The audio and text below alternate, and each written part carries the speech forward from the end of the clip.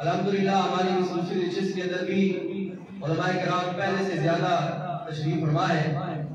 بالخصوص حضرت مولانا قاری سیف اللہ صاحبی صاحب دامت برکاتہ کے صاحبزادے، ہمارے بڑی کے محقق عالم دین حضرت مولانا مفتی ظفر الاسلام صاحبی صاحب دامت برکاتہ، اسی طریقے سے حضرت مولانا فیضان صاحب اور دوسرے بہت سارے علماء کرام شاید جن سے میری شناسائی نہیں ہے، جتنے بھی حضرات تشریف فرما ہے، سب کو میں دن کے ناگرائیوں سے یہاں آنے کو خوش آمدید بھی کہتا ہوں۔ مصروفیت کا وقت ہوتا ہے، ہر آدمی کی اپنی اپنی ترتیب اور مصروفیت ہوتی ہے، اس کے باوجود سب نے آج آپ کی اس مسجد کو رونق بخشی، اس کے اوپر ہم سب ان کے شکر گزار بھی ہیں اور اللہ تعالیٰ سے دعا گو ہیں کہ اللہ تعالیٰ ان سب علماء کرام کو اجر عظیم بھی عطا فرمائے اور ان کا سایہ ہمارے سروں کے اوپر دائم قائم دائم فرمائے۔ ہمارے یہاں بعض اوقات جب دینی مدرسے کے اندر کسی بچے کو بھیجا جاتا ہے تو بہت سارے لوگ یہ پریشان ہوتے ہیں کہ اگر یہ بیچارہ مدرسے کے اندر چلا گیا تو یہ کھائے گا کیسے اور اس کو کون کما کر کے دے گا، کیا زمانہ اس کو اپنے اندر جگہ دے گا یا نہیں دے گا۔ تو اسی قسم کا ایک واقعہ ہماری کتابوں کے اندر لکھا ہوا ہے۔ امام ابو یوسف رحمۃ اللہ علیہ کے والد ماجد وہ دنیا سے جلد ہی تشریف لے گئے۔ امام ابو یوسف رحمۃ اللہ علیہ ابھی چھوٹی سی عمر کے تھے تو ان کی والدہ انہیں کسی درزی کے پاس لے کر کے گئی تاکہ یہ درزیوں کا کام سیکھے گا اور پھر بعد میں کمائی کرے گا۔ تو امام ابو یوسف رحمۃ اللہ علیہ درزی کے پاس جا رہے تھے، راستے میں انہوں نے دیکھا کہ کسی بزرگ کا درس کا حلقہ لگا ہوا ہے۔ امام ابو یوسف رحمۃ اللہ علیہ چلے گئے، پتہ چلا یہ زمانے کے سب سے بڑے امام سراج الائمہ امام ابو حنیفہ رحمۃ اللہ علیہ کا حلقہ درس ہے۔ امام ابو یوسف رحمۃ اللہ علیہ کو لطف اور چاشنی آئی، درزی کو چھوڑ کر اسی درس میں بیٹھ گئے اور چند ہی لمحے کے اندر اپنا دل امام ابو حنیفہ کے ہاتھوں ہاتھ بیٹھے۔ ان کی والدہ کو پتہ چلا تو والدہ نے آ کر کے ڈھونڈا، درزی سے آ کر پوچھا، اس نے کہا کہ آپ کا بیٹا تو میرے پاس آیا ہی نہیں ہے۔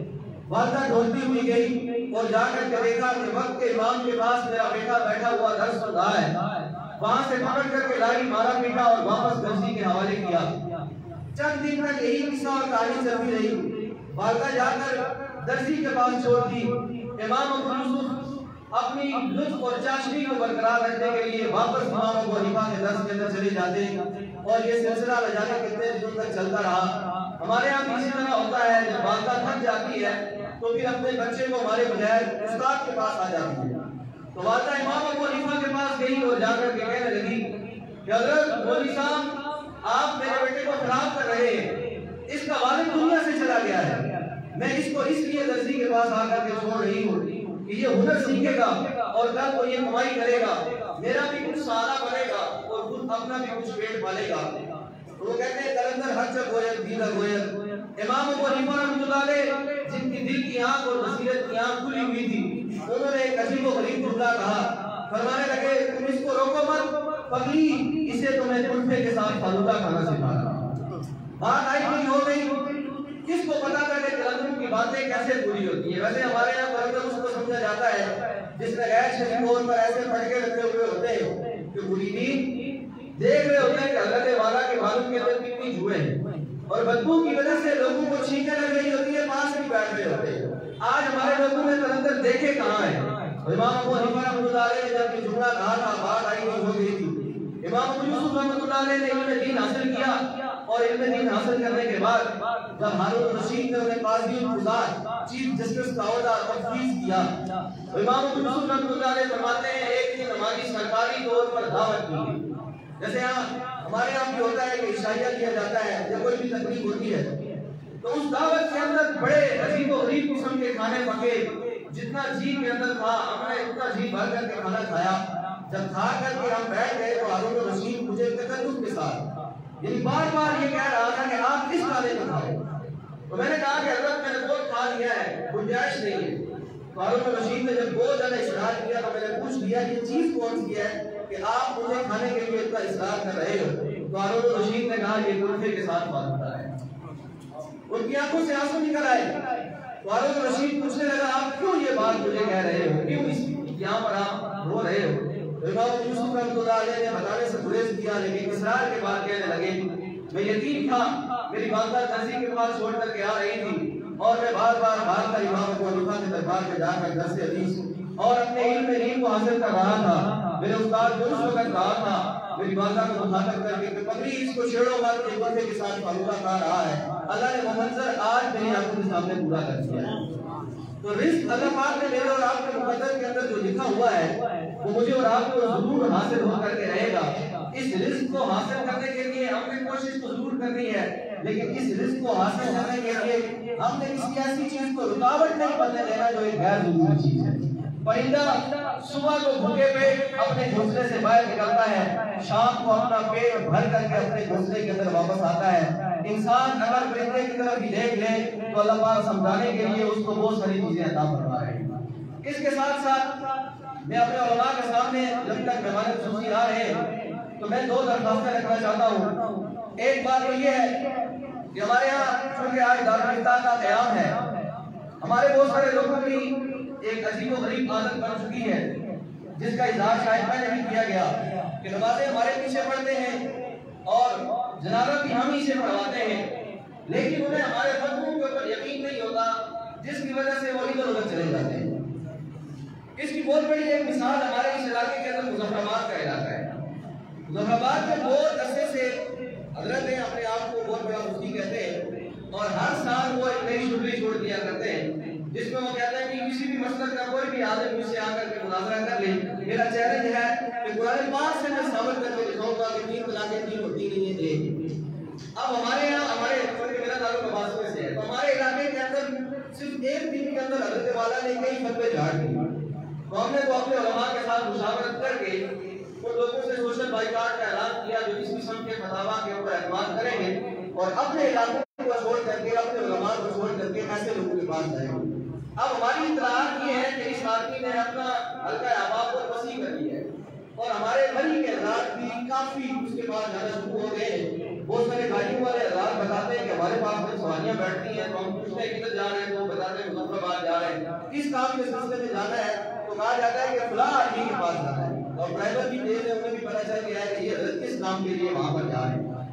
ایسے علماء کرام جو الحمدللہ ہمیں اس وقت لیڈ کر رہے ہیں، میں اللہ سے درخواست کروں گا کہ اس بارے میں منظم لاحقہ طے ہونا چاہیے اور اپنے پورے خطے کو اس خطے سے بچانے کے لیے ہم جو بھی کردار ادا کر سکتے ہو اس کردار کو ہمیں ضرور ادا کرنا چاہیے۔ دوسری میری گزارش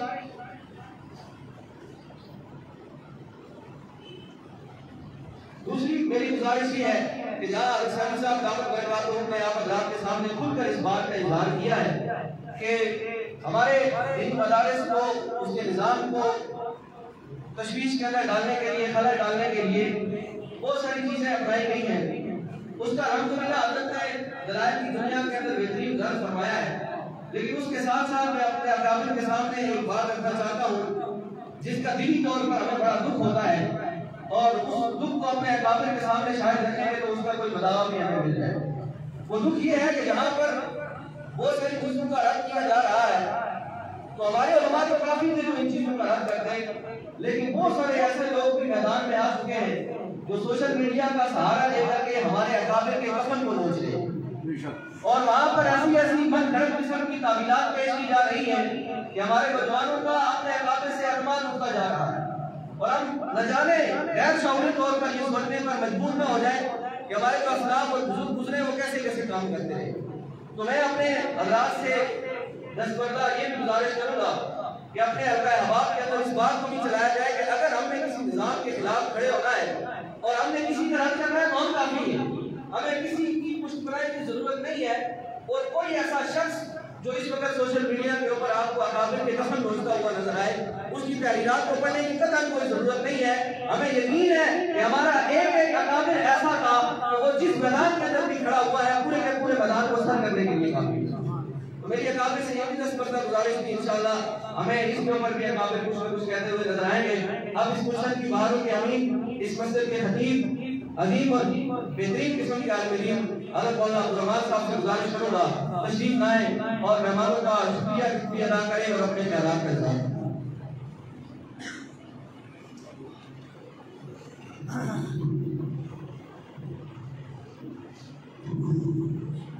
میں ایک مرتبہ پھر آپ تمام احباب کو باہر روڈ پر کھڑے اندر تشریف لیں. ایسے مواقع بار بار نہیں ملتے، تو وہاں پر جو حضرات کھڑے ہیں باہر روڈ پر اندر تشریف لیں. اللہ تبارک و تعالیٰ آپ احباب کا آنا قبول فرمائے. میں اکابرین، علماء مری اور اپنے رفقا جتنے بھی حضرات یہاں تشریف لائے ہیں تمام کا دل کی گہرائی سے شکریہ ادا کرتا ہوں. اللہ تبارک و تعالیٰ آپ کو دل دنیا بچوں میں ترقی عطا فرمائے. تفصیلی گفتگو انشاءاللہ مفتی زبیر صاحب آپ کے سامنے کریں گے. مقصد ہمارا دین کے لیے اپنی جان کا نذرانہ، اپنی صلاحیت کا نذرانہ اور اپنی کوششوں اور کاوشوں کا نذرانہ پیش کرنا ہے. اس کے لیے وقتاً فوقتاً ان مجالس کا قیام کیا جاتا ہے اور ان مجالس میں بلایا جاتا ہے کہ ہم لوگ اس وقت کس دلدل میں پھنسے ہوئے ہیں اور ہمیں ضرورت کیا ہے. جس چیز کی ضرورت ہے اس کے لیے ہماری کوشش اور کاوش ہے. مفتی محمود الحسن صاحب بڑی زبردست گفتگو فرماتے ہیں اور ان کے فرمانے لگے کہ بھائی کرنے والے کام کرو اور نہ کرنے والے نہ کرو. اب جو کرنے والے ہیں ان کا ہمیں علم نہیں، اور جو نہ کرنے والے ہیں ان کے پیچھے ہم دوڑ رہے ہیں تو اصل ہم سے نکل جاتی ہے. تو آج کی یہ جو تقریب ہے دارالفتہ، پوری دنیا کے اندر کفر لرزہ و اندام ہے ان مولویوں سے. فتوے کی صورت میں، تقریر کی صورت میں، تقوی کی صورت میں، تحریر کی صورت میں ہمارے علماء نے جو فتویٰ دیا اور اس فتوے پر ڈٹ کر انگریز کو یہ کہا دیا کیا ہوتا ہے، اب بھی کہتا ہوں، ایسی فرمایا جی، دیا کیا ہوتا ہے اب بھی کہتا ہوں، اگر حق بات کہتا ہوں مزہ الفت کا جاتا ہے، اگر خاموش رہتا ہوں کلیجہ منہ کو آتا ہے. تو یہ فتاوی جات اور یہ تقریریں اور یہ تحریریں یقین جانیے یہ جو جذبات ہیں، یہ جو جذبات ہیں ہمارے علماء کرام کرواتے رہتے ہیں، ان کے ساتھ منسلک رہنا بہت ہی ضروری ہے. کبھی میڈیا میں اور کبھی ممبر پر. میڈیا اس وقت کا بہت بڑا دجال ہے. آج اس دجال کا سامنا کرنے والا کون ہے بھائی؟ ہم الحمدللہ علماء کرام ہیں. ان علماء کرام میں ہماری قیادت مری کی یہاں پر بھی تشریف فرما ہے. مفتی زبیر صاحب الحمدللہ کمرشل قیادت کے لحاظ سے وہاں موجود ہے اور منہ توڑ جواب دیا اور الحمدللہ وہ بھی یہاں تشریف لا چکے ہیں. مفتی ریاض صاحب خطیب جامع مسجد راجہ بازار مفتی مسجد مدرس تعلیم القرآن راجہ بازار آپ تشریف لائے. مہربانی میں آپ کو تشریف لانے پر خوشامدید کہتا ہوں. مفتی زبیر صاحب بھی تشریف لا چکے ہیں. اللہ تبارک و تعالی ہمارے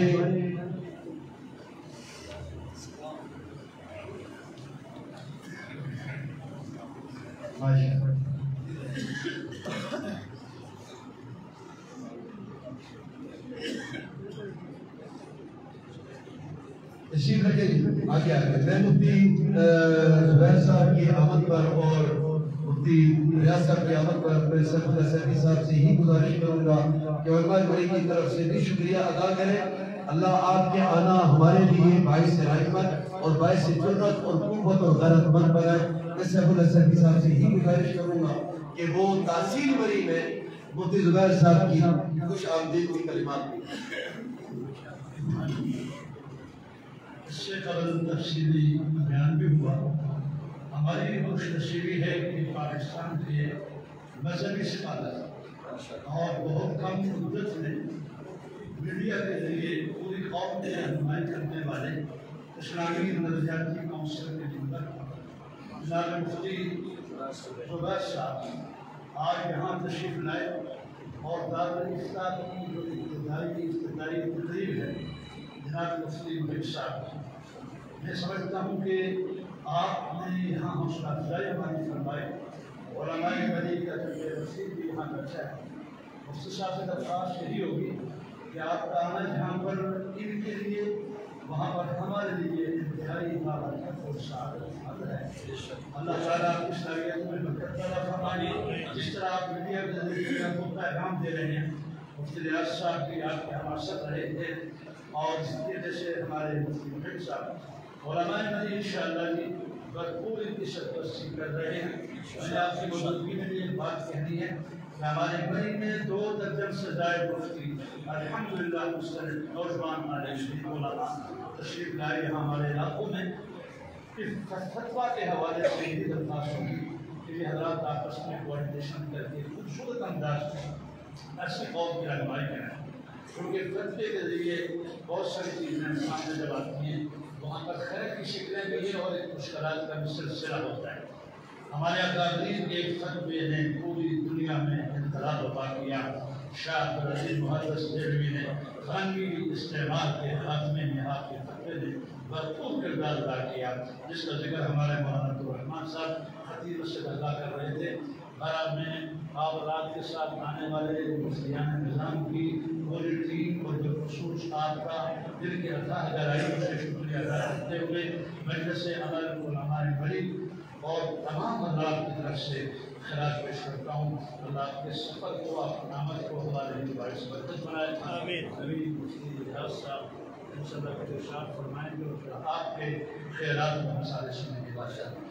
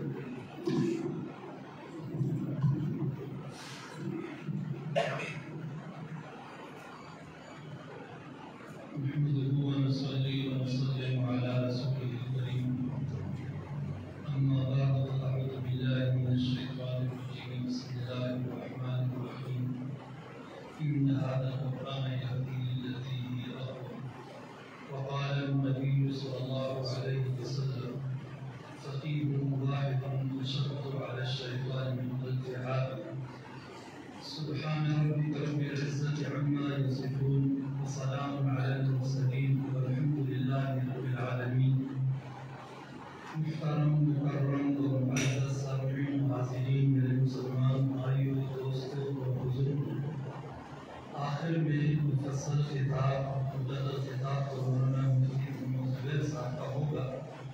میں چند باتیں عرض کرنا چاہوں گا. سب سے پہلے تو مسجد حاضرہ کے متولی اور اس مسجد کے امام خطیب مولانا عبدالرحمان صاحب اور جو دارالفقہ بنانے والے ہیں دارالفقہ کے رئیس مولانا خطیب عبدالرحمان صاحب، یہ سب حضرات اور مسجد کے نمازی حضرات مبارکبادی کے مستحق ہیں کہ آپ حضرات نے یہاں پہ اتنا زبردست پروگرام بنایا. تو خوشی کی بات ہے کہ اتنی دور سے علماء کو بلایا اور آپ حضرات نے شرکت کی. دنیاوی تقاریب میں اس طرح جوش و خروش سے کام لیا جاتا ہے.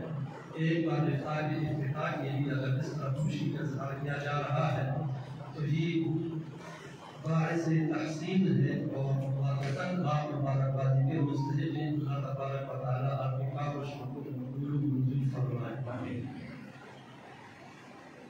قرآن کریم میں سورہ توبہ اور سورہ براءت میں اللہ تبارک و تعالیٰ نے جہاد کے احکام بیان فرمائے تفصیل کے ساتھ.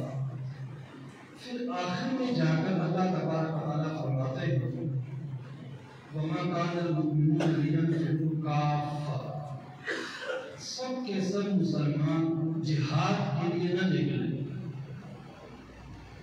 پھر اللہ تبارک و تعالیٰ فرماتے ہیں کہ 3 ذمہ داریاں ہیں. فَلَوْلَا نَفَرَ مِنْ كُلِّ فِرْقَةٍ مِّنْهُمْ طَائِفَةٌ لِيَتَفَقَّهُوا فِي الدِّينِ. ایک تو علاقے، قوم اور قبیلے کی ذمہ داری ہے کہ وہ اپنے آپ میں سے کچھ لوگوں کو دین کے لیے کہیں دور بھیجیں. نمبر 2، جو لوگ علم حاصل کرنے کے لیے گئے ہیں ان کی ذمہ داری ہے. نمبر 3، وہ علم حاصل کر کے اپنے علاقے میں واپس آئیں تو عوام الناس کی بھی کچھ ذمہ داری ہے. بس یہ 3 باتیں میں عرض کرنا چاہتا ہوں. اللہ نے یہاں فرمایا ہے کہ ان کو لکھے وہاں کے جو لوگ ہیں ان کو چاہیے کہ وہ اپنے بچوں اپنی اولاد میں سے کچھ لوگوں کا انتخاب کریں اور علم حاصل کرنے کے لیے نفر کوچ کریں، دور دراز علاقے میں جائیں اور علم حاصل کر کے آئیں. تو یہ ہر علاقے کے لوگوں کی ذمہ داری ہے اور یہ فرض کفایہ ہے کہ ان میں سے کچھ لوگ قرآن کریم اور حدیث کا علم حاصل کریں. تو جو طلباء ہمارے علاقے کے، ہمارے قوم قبیلے کے ماں باپ اپنے علاقوں کو چھوڑ کر دور دور جاتے ہیں اور علم حاصل کرتے ہیں تو یہ طالب علم ہماری طرف سے فرض کفایہ ادا کر رہے ہیں. ہم سب کو چاہیے کہ ان طالب علموں کے کا احسان مانیں، ان کے لیے دعائیں کریں. یہ ہمیں گناہ سے بچا رہے ہیں. اگر کوئی طالب علم بھی ہمارے علاقے سے پڑھنے کے لیے نہیں جائے گا تو ہم سب گناہگار ہوں گے. ویسے مری کو اللہ تبارک و تعالیٰ نے اس حوالے سے نوازا ہوا ہے. جب ہم فیصل آباد پڑھتے تھے مری کے بڑے طالب علم تھے، کراچی میں پڑھتے رہے مری کے بڑے طالب علم تھے. اللہ تبارک و تعالیٰ نے یہ کام مری والوں سے لے لیا ہے. آپ لوگ فرض کفایہ ادا کر چکے ہیں الحمدللہ. ہر گھر میں ہر گاؤں میں حافظ قرآن اور عالم اور اب الحمدللہ مفتی حضرات موجود ہیں.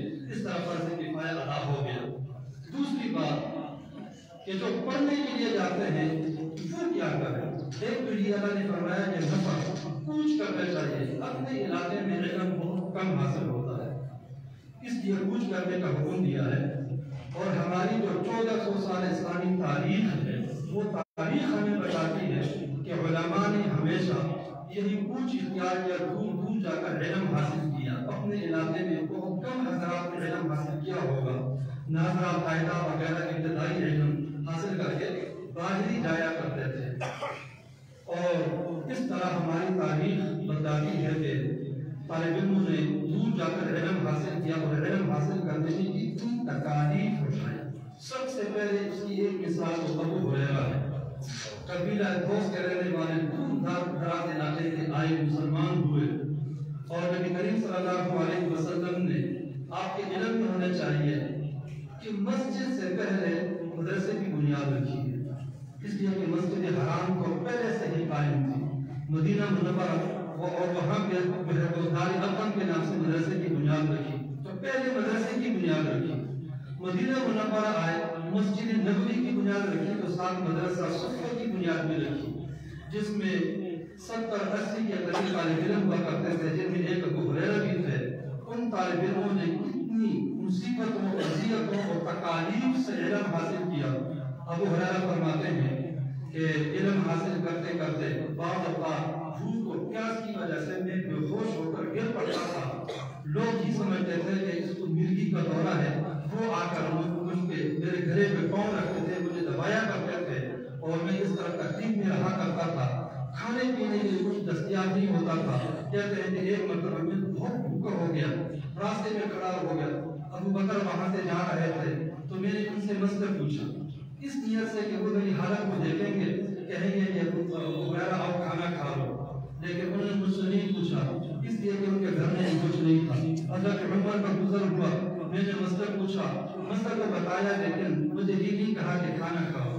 لیکن کریم صلی اللہ علیہ وسلم کا گزر ہوا، میں نے جا کر مسئلہ پوچھا، آپ نے حدیث بیان کی، مسئلہ بتایا، اور وہ سمجھ گئے۔ مجھے کہا ابو ہریرہ آؤ، مجھے گھر لے گئے، وہاں معلوم ہوا کہ کھانے کے لوگوں کو کوئی چیز تو دستیاب نہیں ہے، لیکن ایک پیالے میں جو ہے وہ دودھ آیا ہوا ہے۔ تو میں نے کہا کہ وہ دودھ دیا، وہ دودھ جو ہے وہ آیا۔ تو ابو ہریرہ فرماتے کہ میں لیٹا ہوا تھا کہ مجھے اتنا دودھ پورا پیالہ مل جائے گا، لیکن اللہ کے نبی نے فرمایا ابو ہریرہ وہ جو صفہ میں جتنے طالب علم ہیں سب کو بلاؤ۔ ابو ہریرہ فرماتے ہیں کہ میں تو پریشان ہو گیا، میں اتنا بھوکا ہوں، ایک پیالہ دودھ ہے، یہ تو میرے لیے کتنا کافی ہے۔ آپ صلی اللہ علیہ وسلم نے سب کو جو ہے وہ بٹھایا، مجھے کہا کہ ابو ہریرہ تقسیم کرو، میں تقسیم کرنے لگا، ایک کو پلایا، دوسرے کو پلایا، تیسرے کو پلایا، جتنے حضرات تھے سب نے سیر ہو کر دودھ پیا۔ آخر میں اللہ کے نبی نے فرمایا ابو ہریرہ اب تم خود پیو۔ میں نے پیا، حتی رضیت، میں خوب سیراب ہو گیا۔ اللہ کے نبی نے فرمایا ابو ہریرہ اور پیو، میں نے اور پیا، کہا اور پیو، تیسری مرتبہ میں نے پیا اور خوب سیر ہو کر پیا، لیکن وہ دودھ کا دودھ اسی طرح پڑا ہوا تھا، اس میں کوئی ذرہ برابر بھی کمی نہیں آئی۔ یہ ابو ہریرہ ہے جو علم حاصل کرنے کے لیے انہوں نے اتنی مشقت برداشت کی۔ اس سے آگے اگر ہم جائیں تو صحابہ کرام نے علم حاصل کرنے کے لیے، فتویٰ مسئلہ حاصل کرنے کے لیے کتنی تکالیف برداشت کی۔ مشکاۃ المصابیح میں ابو داؤد وغیرہ کے حوالے سے ایک حدیث نقل کی ہے۔ قیس بن کثیر فرماتے ہیں كنت جالسا عند ابی الدرداء فی مسجد دمشق اذا جاء رجل، میں مسجد دمشق میں ابو ہریرہ ابو الدرداء رضی اللہ تعالیٰ عنہ کے ساتھ بیٹھا ہوا تھا، ایک شخص آیا اور کہا کہ یا ابا الدرداء جئت من مدینہ رسول اللہ صلی اللہ علیہ وسلم، میں مدینہ رسول سے یہاں آیا لحدیث بلغنی انک تحدث به عن رسول اللہ صلی اللہ علیہ وسلم، صرف ایک حدیث معلوم کرنے کے لیے کہ جو آپ صلی اللہ علیہ وسلم سے آپ نقل کرتے ہیں، وما جئت لحاجۃ، اس کے علاوہ میں کسی اور کام سے نہیں آیا۔ شام اور مدینہ کے درمیان 1350 کلومیٹر کا راستہ ہے۔ ایک حدیث حاصل کرنے کے لیے مدینہ منورہ سے شام جاتے ہیں ابو الدرداء رضی اللہ تعالیٰ عنہ سے ایک حدیث حاصل کرنے کے لیے۔ تو ابو الدرداء رضی اللہ تعالیٰ عنہ نے فرمایا یہ تو بہت بڑی بات ہے، من سلک طریقا یطلب فیہ العلم سہل اللہ لہ بہ طریقا الی الجنہ، جو طالب علم حاصل کرنے کے لیے ایک راستے پہ چلتا ہے، اللہ تبارک و تعالیٰ اس کی برکت سے اس کے لیے جنت کا راستہ آسان فرما دیتے ہیں۔ طالب علم سے یہ طالب علم مراد ضروری نہیں ہے کہ وہ پڑھنے کے لیے مدرسے میں جاتا ہے، مسئلہ معلوم کرنے کے لیے اگر کوئی گھر سے نکلتا ہے، کسی دارالفتہ میں جاتا ہے، کسی عالم کے پاس جاتا ہے، تو اس کو بھی یہ ثواب مل جاتا ہے۔ اور آپ نے شاہ فرمایا وَإِنَّ الْمَلَائِكَةَ لَتَضَعُ أَجْنِحَتَهَا لِطَالِبِ الْعِلْمِ، جب طالب علم حاصل کرنے کے لیے مسئلہ معلوم کرنے کے لیے جاتا ہے تو فرشتے اللہ تعالیٰ کی مخلوق وہ فرشتے جو گناہ سے پاک ہیں وہ بھی آ کر اپنے پر اس کے سامنے بچھاتے ہیں، جس طرح کہ ہمارے ملک میں کسی ملک کے بارے سے بادشاہ آتا ہے اس کے لیے سرخ قالینیں بچھائی جاتی ہیں، اللہ تبارک و تعالیٰ کے یہاں طالب علم کا اتنا بڑا مقام ہے کہ فرشتوں کو حکم ہوتا ہے کہ وہ آ کر اس کے سامنے اپنے پر اشارہ رہے ہوتے ہیں۔ پھر آپ صلی اللہ علیہ وسلم نے عالم کے بڑے فضائل ارشاد فرمائے کہ عالم جو ہے اس کے لیے آسمان اور زمین کے جو پرند ہیں حتیٰ کہ مچھلیاں ہیں وہ بھی اس کے لیے بخشش کی دعا کر رہی ہوتی ہیں۔ عالم کے بڑے فضائل ارشاد فرمائے۔ تو یہاں دیکھنے کی بات یہ ہے کہ ایک صحابی مدینہ سے لے کر شام جاتا ہے اور وہاں سے صرف ایک حدیث حاصل کرتا ہے فتویٰ حاصل کرنے کے لیے، تو اس دن حضرات کی تکالیف برداشت کی۔ بقی بن مخلد رحمہ اللہ ایک بڑے محدث ہیں، یہ اندلس کے رہنے والے تھے، بہت دور دراز علاقے کے رہنے والے تھے۔ اپنا واقعہ خود بیان فرماتے ہیں، میں نے امام احمد بن محمد رحمہ اللہ کے بارے میں سنا تو مغرب کے کنارے سے میں روانہ ہوا، آتے میں بغداد پہنچا، وہاں جا کر معلوم ہوا امام احمد بن محمد رحمہ اللہ معدوم ہیں، جو اس وقت کے بادشاہ اور خلیفہ ہیں، وہ ان سے ناراض ہو گئے ہیں، ان کی پابندی لگا دی ہے، وہ مسجد میں نہیں آ سکتے، مدرسے میں جا کر پڑھا نہیں سکتے، اور وہ اپنے گھر کے اندر محبوس اور قید ہیں۔ تو میں پریشان ہوا کہ میں پھر علم کیسے حاصل کروں گا، حدیث کیسے حاصل کروں گا۔ تو میں کسی طریقے سے امام احمد بن محمد رحمہ اللہ کے گھر پہنچ گیا، پوچھا کہاں سے آیا ہو؟ میں نے کہا میں مدرس سے آیا ہوں۔ کہا مدرس میں کہاں سے آیا ہو؟ کہا کہ میں مدرس سے آیا ہوں، جو دریا پار ایک علاقہ ہے وہاں سے آیا ہوں۔ کیوں آیا ہو؟ علم حاصل کرنے کے لیے۔ امام احمد بن محمد نے فرمایا کہ آپ کو بڑے عظیم انسان ہیں، طالب علم ہیں، آپ کی خدمت کرنا میرے لیے باعث فخر ہے، لیکن آپ کو پتہ ہونا چاہیے کہ خلیفہ وقت نے مجھ پہ پابندی لگائی ہوئی ہے، میں آپ کو پڑھا نہیں سکتا۔ تو امام احمد بن محمد نے فرمایا ایسا ہے کہ میں بھکاری بن کر آپ کے دروازے پہ آیا کروں گا اور میں آ کر کہوں گا کہ مجھے بھیک دے دو، آپ دروازے پہ آ کر مجھے حدیث پڑھا دیا کریں، حدیث سنا دیا کریں، میں سن کر وہ حدیث یاد کر لیا کروں گا۔ چنانچہ انہوں نے جا کر ایک کمرہ کرایہ پہ لیا اور اس کمرے میں رہا کرتے تھے، اور اس طرح بھیک مانگتے مانگتے امام احمد بن محمد رحمہ اللہ کے دروازے پہ آ جاتے اور کہتے الاجر رحمہ اللہ۔ اس زمانے میں بھیک مانگنے والا کہا کرتے تھے اللہ تعالیٰ کو میں اجر دے، کچھ دے دو، ہمیں بھی کچھ دے دو۔ امام احمد بن محمد رحمہ اللہ دروازے پہ آ جاتے، ان کو ایک دو حدیث سنا دیا کرتے تھے کہ یاد کر کے چلے جاتے ہیں، اور خلیفہ قوم کو یہ پتہ نہیں چلتا تھا کہ یہ بندہ کون ہے اور کیا کر رہا ہے، یہ تو بھیک مانگنے والا ہے۔ اس طرح بقی بن مخلد رحمہ اللہ نے احادیث جو ہے وہ حاصل کی اور انہوں نے باقاعدہ کتابیں لکھی، اتنے بڑے محدث تھے۔ وہ خود فرماتے ہیں کہ کچھ عرصہ گزرنے کے بعد وہ جو اس وقت کا حکمران اور خلیفہ کا وہ فوت ہو گیا، ایک نیک بدعتی تھا، اہل سنت والجماعت سے تعلق رکھنے والا خلیفہ کو حکمران بنا۔ اس نے امام احمد بن محمد رحمہ اللہ پہ جو پابندیاں تھی وہ ختم کر دیا، آزاد کر دیا۔ تو میں امام احمد بن محمد رحمہ اللہ کے درس میں شریک ہوا کرتا تھا، اور امام احمد بن محمد نے مجھے بہت بڑا مقام دیا، مجھے اپنی قریب بٹھایا اور میرا بہت خیال رکھا کرتے تھے۔ ایک وقت ایسے ہوا کہ میں بیمار ہو گیا اور کئی دن میں درس میں حاضر نہیں ہوا۔ امام احمد رحمہ اللہ کو معلوم ہوا کہ میں بیمار ہوں، تو اپنے تمام شاگردوں سمیت وہاں آگے جہاں میرا کمرہ تھا، اور وہاں کے مالک کو معلوم ہوا کہ اتنے بڑے امام آ رہے ہیں، اتنے شاگرد آ رہے ہیں، تو آ کر پہلے مجھے کہا کہ آپ کی زیارت کے لیے بڑے امام آ رہے ہیں۔ میری بڑا خوش ہوا، میں اندر بیٹھا ہوا کہ یہ سارے حضرات آئے، میری عیادت کی، مرخصی کی، اور پھر یہ حضرات چلے گئے، مجھے دعائیں دی۔ تو اس کے بعد وہاں کا جو مالک تھا، گھر کا کمرے کا مالک تھا، وہ بار بار میرے پاس آتا تھا کہ آپ اتنے بڑے عظیم انسان ہیں، اتنا بڑا امام آپ کی عیادت کے لیے آتا ہے، تو ہم آپ کا کیا کیوں کریں؟ کرایہ معاف کر دیا، میں بیمار تھا، ہر قسم کی جو آسانیاں ہیں، کھانے پینے کی اشیاء ہیں، سارے لوگ لا رہے ہیں، میرے سامنے رکھ رہے ہیں، کہتے ہیں کہ میری بیماری کے ایام اس طرح گزارے سہولت میں، اس طرح سہولت مجھے گھر میں بھی ملتی ہے۔ تو اللہ تبارک و تعالیٰ کو سہولیات دے دیتے ہیں۔ علم حاصل کرنے کے لیے مشقت علماء نے برداشت کی ہے، دور جانے کی ضرورت نہیں ہے۔ دارالعلوم دیوبند، فتاوی دارالعلوم دیوبند کے مقدمے میں لکھا ہے، مولانا مفتی عزیز الرحمان صاحب رحمہ اللہ کے حالات میں لکھا ہے، کہتے ہیں کہ ایک مرتبہ رات کو مجھے ایک مسئلے کے بارے میں اشکال پیدا ہوا۔ اللہ فرماتے ہیں لیس للانسان الا ما سعى، کہ آخرت میں صرف اپنا عمل کام آئے گا. میں سوچتا رہا اللہ تو فرما رہے ہیں کہ آخرت میں صرف اپنا عمل کام آئے گا، حالانکہ احادیث میں یہ بھی آیا ہے کہ اثار ثواب کیا جائے تو مردے کو فائدہ پہنچتا ہے. اب حدیث میں اور قرآن میں کچھ تعارض تھا اور اس کا حل میرے ذہن میں نہیں آ رہا تھا، تو میں سوچتا رہا کہ اگر کسی دوران میں فوت ہو یا صبح تو شاید پھر مجھے قرآن کریم کی اس آیت پہ پورا ایمان نہیں ہے، تو میں ناقص ایمان دے کر اللہ کے ہاں جاؤں گا. کیا کہیں کہ راتوں رات وہاں دارالدیوبند سے میں راتوں رات نکلا، تنکوہ کی طرف روانہ ہوا مولانا رشید احمد جنگوی رحمہ اللہ کی خدمت میں کہ جا کر اشکال پیش کروں اور وہ مجھے جواب دیں. چنانچہ فرماتے ہیں کہ میں راتوں رات وہاں روانہ ہوا، تقریباً یہ 40 کلومیٹر کا فاصلہ ہوگا. یہ ساری رات چلتا رہا. جب میں وہاں خانقاہ پہنچا تو سحری کا وقت تھا. میں نے دیکھا مولانا رشید احمد جنگوی رحمہ اللہ تہجد کے لیے وضو فرما رہے ہیں.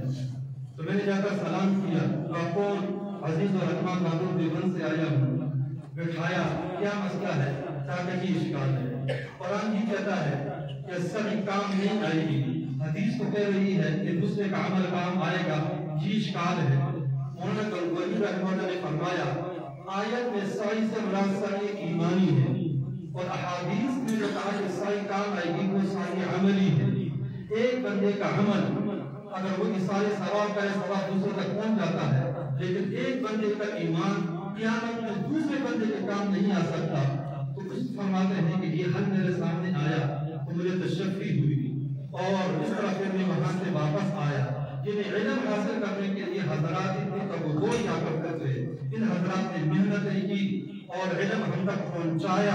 اور اللہ کے فضل و کرم سے ان کے جو فتاوی ہیں فتاوی دارالدیوبند مذکر و مکمل تقریباً 20 جلدیں آ چکی ہیں. تو ان حضرات نے آ کے علم حاصل کیا اور علم حاصل کرنے میں بہت زیادہ کوششیں کی اور علم حاصل کر کے یہ حضرات اپنے علاقوں کی طرف گئے. تو تیسرا مرحلہ آ جاتا ہے کہ جب ہمارے طالب علم اور ہمارے حضرات دوسرے علاقے میں جا کر علم حاصل کریں اور فارغ و تحصیل ہو کر آئیں تو اپنے علاقے کے لوگوں کی کیا ذمہ داری ہے اور اس عالم کی کیا ذمہ داری ہے. اللہ فرماتے ہیں کہ ان کو چاہیے کہ لِيُنذِرُوا قَوْمَهُمْ إِذَا رَجَعُوا إِلَيْهِمْ لَعَلَّهُمْ يَحْذَرُونَ. ان علماء کو چاہیے کہ اپنے علاقے کے لوگوں کو سمجھائیں اور لوگوں کی ذمہ داری یہ ہے کہ وہ ان کی طرف رجوع کریں اور مسائل ان سے سیکھیں اور دین پر آنے کی کوشش کریں گے. تو وہاں کے لوگوں کی ذمہ داری ہے. اسی طرح کا منظر میں یہاں پر بھی دیکھ رہا ہوں. کئی علماء الحمدللہ گئے ہیں، علم حاصل کر کے یہاں پہ آئے ہیں. مولانا صاحب ہیں، مفتی محب الرحمان صاحب ہیں، دوسرے حضرات ہیں، یہ علم حاصل کر کے آئے ہیں. میں نے عرض کیا کہ یہ علم حاصل کرنا کوئی آسان کام نہیں ہے، بہت مشکل کام ہے. آج بھی اتنی سہولیات ہیں لیکن اس کے باوجود بھی اپنے ماں باپ کو چھوڑ دینا، اپنے علاقوں کو چھوڑ دینا، دور دراز علاقے میں جا کر علم حاصل کرنا بہت مشکل کام ہے. یہ لوگ امانت دے کر یہاں پہ آئے ہیں اور آپ لوگوں کو علم سکھائیں گے.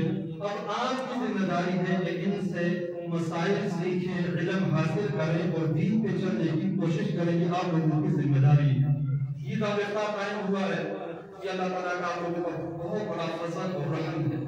ہم تو یہی کہتے ہیں کہ ہر مسجد کی مسجد کے ساتھ رابطہ ہونا چاہیے. اتنے متخصصین فارغ ہو رہے ہیں، آگے اگر رابطہ ہو اور وہ کام کرے تو فائدہ ہوتا ہے. ایک شخص اگر میڈیکل میں طب میں علم حاصل کرتا ہے، ڈاکٹر بن جاتا ہے، لیکن اس کے بعد اگر وہ کلینک نہیں کھولتا، وہ میڈیکل اسٹور نہیں کھولتا اور جنرل اسٹور کھول لیتا ہے، تو ظاہر ہے کہ اس کے علم برباد ہو جاتا ہے. اسی طرح جو اہل علم ہے وہ آ کر اگر متعلقہ علم ہے اسی سلسلے میں کام کریں، فتویٰ سکھائے، آگے فتویٰ دے، فتوے کا کام کریں، تو اس کا اپنا بھی فائدہ ہوتا ہے اور عوام الناس کا بھی فائدہ ہوتا ہے. یہ دارالفتہ آپ لوگوں کے لیے نعمت کبریٰ ہے اور اللہ تعالیٰ کا آپ لوگوں سے بہت بڑا احسان ہے. آگے حضرات سے مسائل پوچھیں، معلوم کریں اور یہ بات ذہن میں رہے کہ آپ لوگوں کے لیے بھی کچھ آداب ہیں، احکام ہیں. ان میں سے سب سے پہلا ادب یہ ہے کہ مسئلہ ہر عالم سے نہ پوچھا جائے، فتویٰ ہر عالم سے نہ دیا جائے. شیخ الحدیث بھی ہوں، وہ حدیث کے بہت بڑے ماہر ہوں گے، لیکن فتویٰ ان کا کام نہیں ہے. فتویٰ صرف ایک مفتی دے سکتا ہے جس نے باقاعدہ کورس کیا. اس کے ہر عالم سے فتویٰ نہیں پوچھنا چاہیے. چل جائے کہ کسی پروفیسر سے یا دنیا کے جہاں سے ڈاکٹر ہوتے ہیں بہت سارے لوگ, ان سے مسائل ہمارے یہاں پوچھنے کا رواج ہے. یہ نہیں, صرف اور صرف مستند مفتی سے مسائل پوچھنے کا اہتمام کیا جائے. ہمارے یہاں یہ بہت بڑی بیماری ہے. اب دنیا کے لحاظ سے اگر کوئی بیمار ہو, علاقے میں بہت سارے ڈاکٹر ہیں, صحیح ڈاکٹر بھی ہوتے ہیں, عقائی بھی ہوتے ہیں, تو ہم کوشش کرتے ہیں کہ بہترین سے بہترین ڈاکٹر کے پاس جائیں اور اپنا جسمانی علاج کریں. اسی طرح مسئلہ معلوم کرنے کے لیے ایک مستند ترین مفتی کی طرف رجوع کرنا چاہیے. ہر عالم سے مسئلہ پوچھنا بھی ٹھیک نہیں ہے اور ہر عالم مسئلہ بتا بھی نہیں سکتا. اسی طرح مسئلے کا ادب یہ بھی ہے کہ اگر آپ نے کسی سے مسئلہ پوچھا اور وہ مسئلہ بتا دے, تو علماء نے لکھا ہے کہ یہ مسئلہ آتا بھی ہو نا تو پھر اپنی طرف سے کہنا کہ مجھے تو معلوم بھی تھا یا میں نے کسی سے پوچھ لیا تھا, یہ ادب کے خلاف بات ہے. ایسا نہیں کہنا چاہیے. بعض اوقات لوگ مسئلہ پوچھتے تو کہتے ہیں کہ آپ کو پتہ ہوگا یا پتہ ہے یا نہیں, بتا سکتے ہیں یا نہیں. یہ بھی غلط بات ہے. جب آپ کسی سے مسئلہ پوچھنے کے لیے آتے ہیں یا پوچھتے ہیں اس پہ اعتماد کرنا چاہیے. اسی طرح مسئلہ پوچھنے کے آداب میں صحیح بات یہ ہے کہ وقت کا خیال رکھنا چاہیے. بے وقت جو ہے وہ مسئلہ پوچھا جا رہا ہے, نماز کا وقت ہے, دوسرے معاملات ہیں, اس میں مسئلہ پوچھنا یہ بھی بے ادبی والی بات ہے. یہ نہیں ہے. وقت مقرر ہوتا ہے.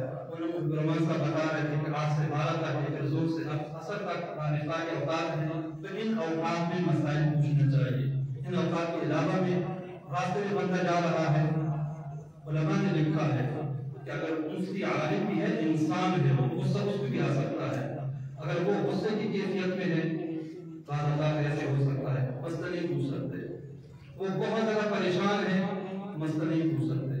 وہ بہت زیادہ مصروف ہے تو مسئلہ نہیں پوچھ سکتے. جب وہ مخلہ بالطبع ہو کر تمام پریشانیاں, ہر کسی قسم کا کوئی معاملہ نہیں ہے, مسئلے کے لیے بیٹھا ہوا پاکستان میں, تو جا کر مسئلہ پوچھنا چاہیے. راستے میں جا رہے ہیں, مفتی صاحب آپ نظر آ گئے, اچھا ہوا, مسئلہ مجھے یاد آ گیا, مجھے مسئلہ پتا ہے, یہ غلط بات ہے. نماز پڑھنے کے لیے مسجد میں آئے تو مفتی صاحب راستے میں مل گئے تو جی وہ مسئلہ پوچھنا ہے. یہ طریقہ نہیں ہوتا, بلکہ مستقل وقت نکال کر پاکستان آ کر مسئلہ پوچھنا چاہیے. یہ ضمن تمام راستوں میں مسائل پوچھنا یہ آداب کے بالکل خلاف بات ہے. ان چیزوں کا خیال رکھنا چاہیے. ہمیں دوسروں سے واسطہ پڑتا ہے. 20-21 سال ہو گئے یہ جو ہے وہ دارالخاص سے تعلق ہے. تو ایک مرتبہ ایسے ہوا کہ وہاں طالب القرآن راجہ بازار میں پرانا مدرسہ تھا, وہاں بیت الخلا تھا. تو میں بیت الخلا میں جا رہا تھا, ایک قدم میرا اندر تھا, ایک باہر. پیچھے سے بندے نے پکڑ لیا, مجھ کے سامنے سے پوچھنا ہے کہ میرا ساتھی واقعہ خود پیش آیا. عید کا دن ہے, لیاقت باغ میں ہم نے عید پڑھی. عید پڑھ کے میں واپس آیا, میرے رہائش قرآن میں تھی. میں گھر کی طرف جا رہا ہوں تو بندہ پہنچ گیا جی, تو مفتی صاحب کو مسئلہ پوچھنا ہے. کیا ہوا؟ 3 طلاق دے دی ہے. عید کے دن, عید کا دن ہے, اس کو 3 طلاق دے کر وہاں پہنچے ہوا ہے. تو مسئلے کا بھی ادب ہوا کرتا ہے, طریقہ کار ہوا کرتا ہے, اس کے مطابق پوچھنا چاہیے. عالم کی قدر کرنا ضروری ہے. آپ کو اگر ایک عالم ایک مسئلہ بتا دیتا ہے, اس کی حیثیت ایک استاد کی ہوتی ہے, والد کی ہو جاتی ہے. اس کی قدر کرنا, اس کی عظمت, اس کا خیال رکھنا انتہائی ضروری ہے. بس آخری ایک بات میں عرض کروں. عبداللہ بن عباس رضی اللہ تعالی عنہ رسول اللہ صلی اللہ علیہ وسلم کے چچزاد بھائی ہیں. آپ صلی اللہ علیہ وسلم کے انتقال کے وقت ان کی عمر بہت کم تھی, 7-8 سال کے تھے. تو آپ سے براہ راست علم کم حاصل کیا, بعد میں علم حاصل کیا. صحابہ کرام کے گھروں پہ جا کر علم حاصل کرتے تھے. ابی بن کعب رضی اللہ تعالی عنہ سے علم حاصل کرتے تھے. تو خود فرماتے ہیں کہ میں ابی بن کعب رضی اللہ تعالی عنہ کے گھر جاتا تھا مسئلہ معلوم کرنے کے لیے. مجھے معلوم ہوتا کہ وہ گھر میں ہیں تو میں دروازہ بھی نہیں کھٹکھٹاتا تھا, بلکہ وہاں پہ بیٹھ جاتا تھا.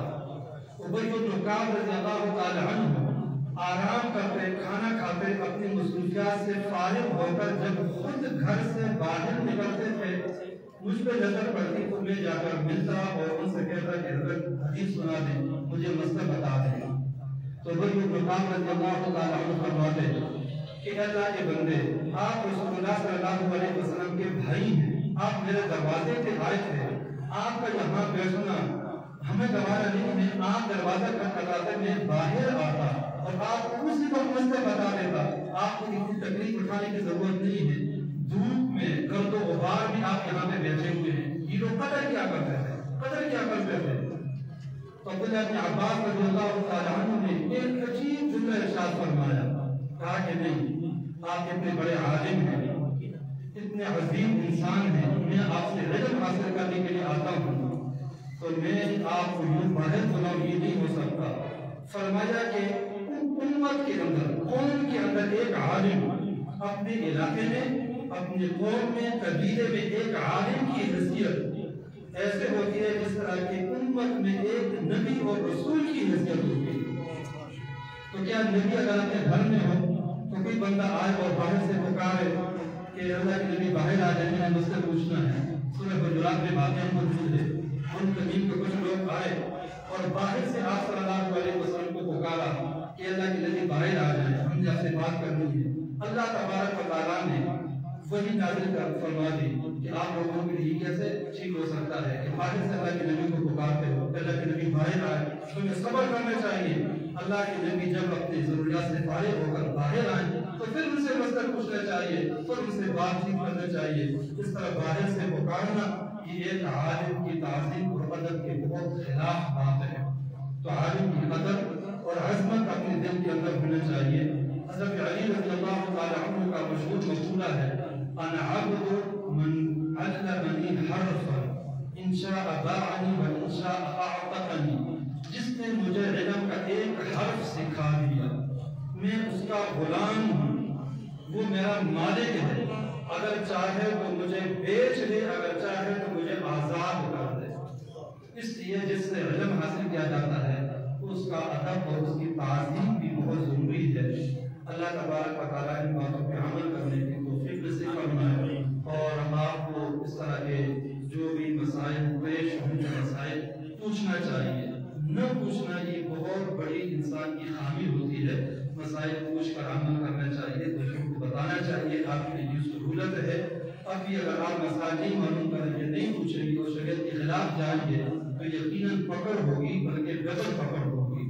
اس لیے مسائل معلوم کرنے کی کوشش کریں اور اپنی زندگی قرآن و سنت کے مطابق گزارنے کی کوشش کریں. اللہ تبارک و تعالیٰ ہم سب کو آخرت کی فکر نصیب فرمائے اور ان باتوں پہ عمل کرنے کی توفیق نصیب فرمائے اور ہم سب کو اخلاص نصیب فرمائے. وآخر دعوانا ان الحمد للہ رب العالمین.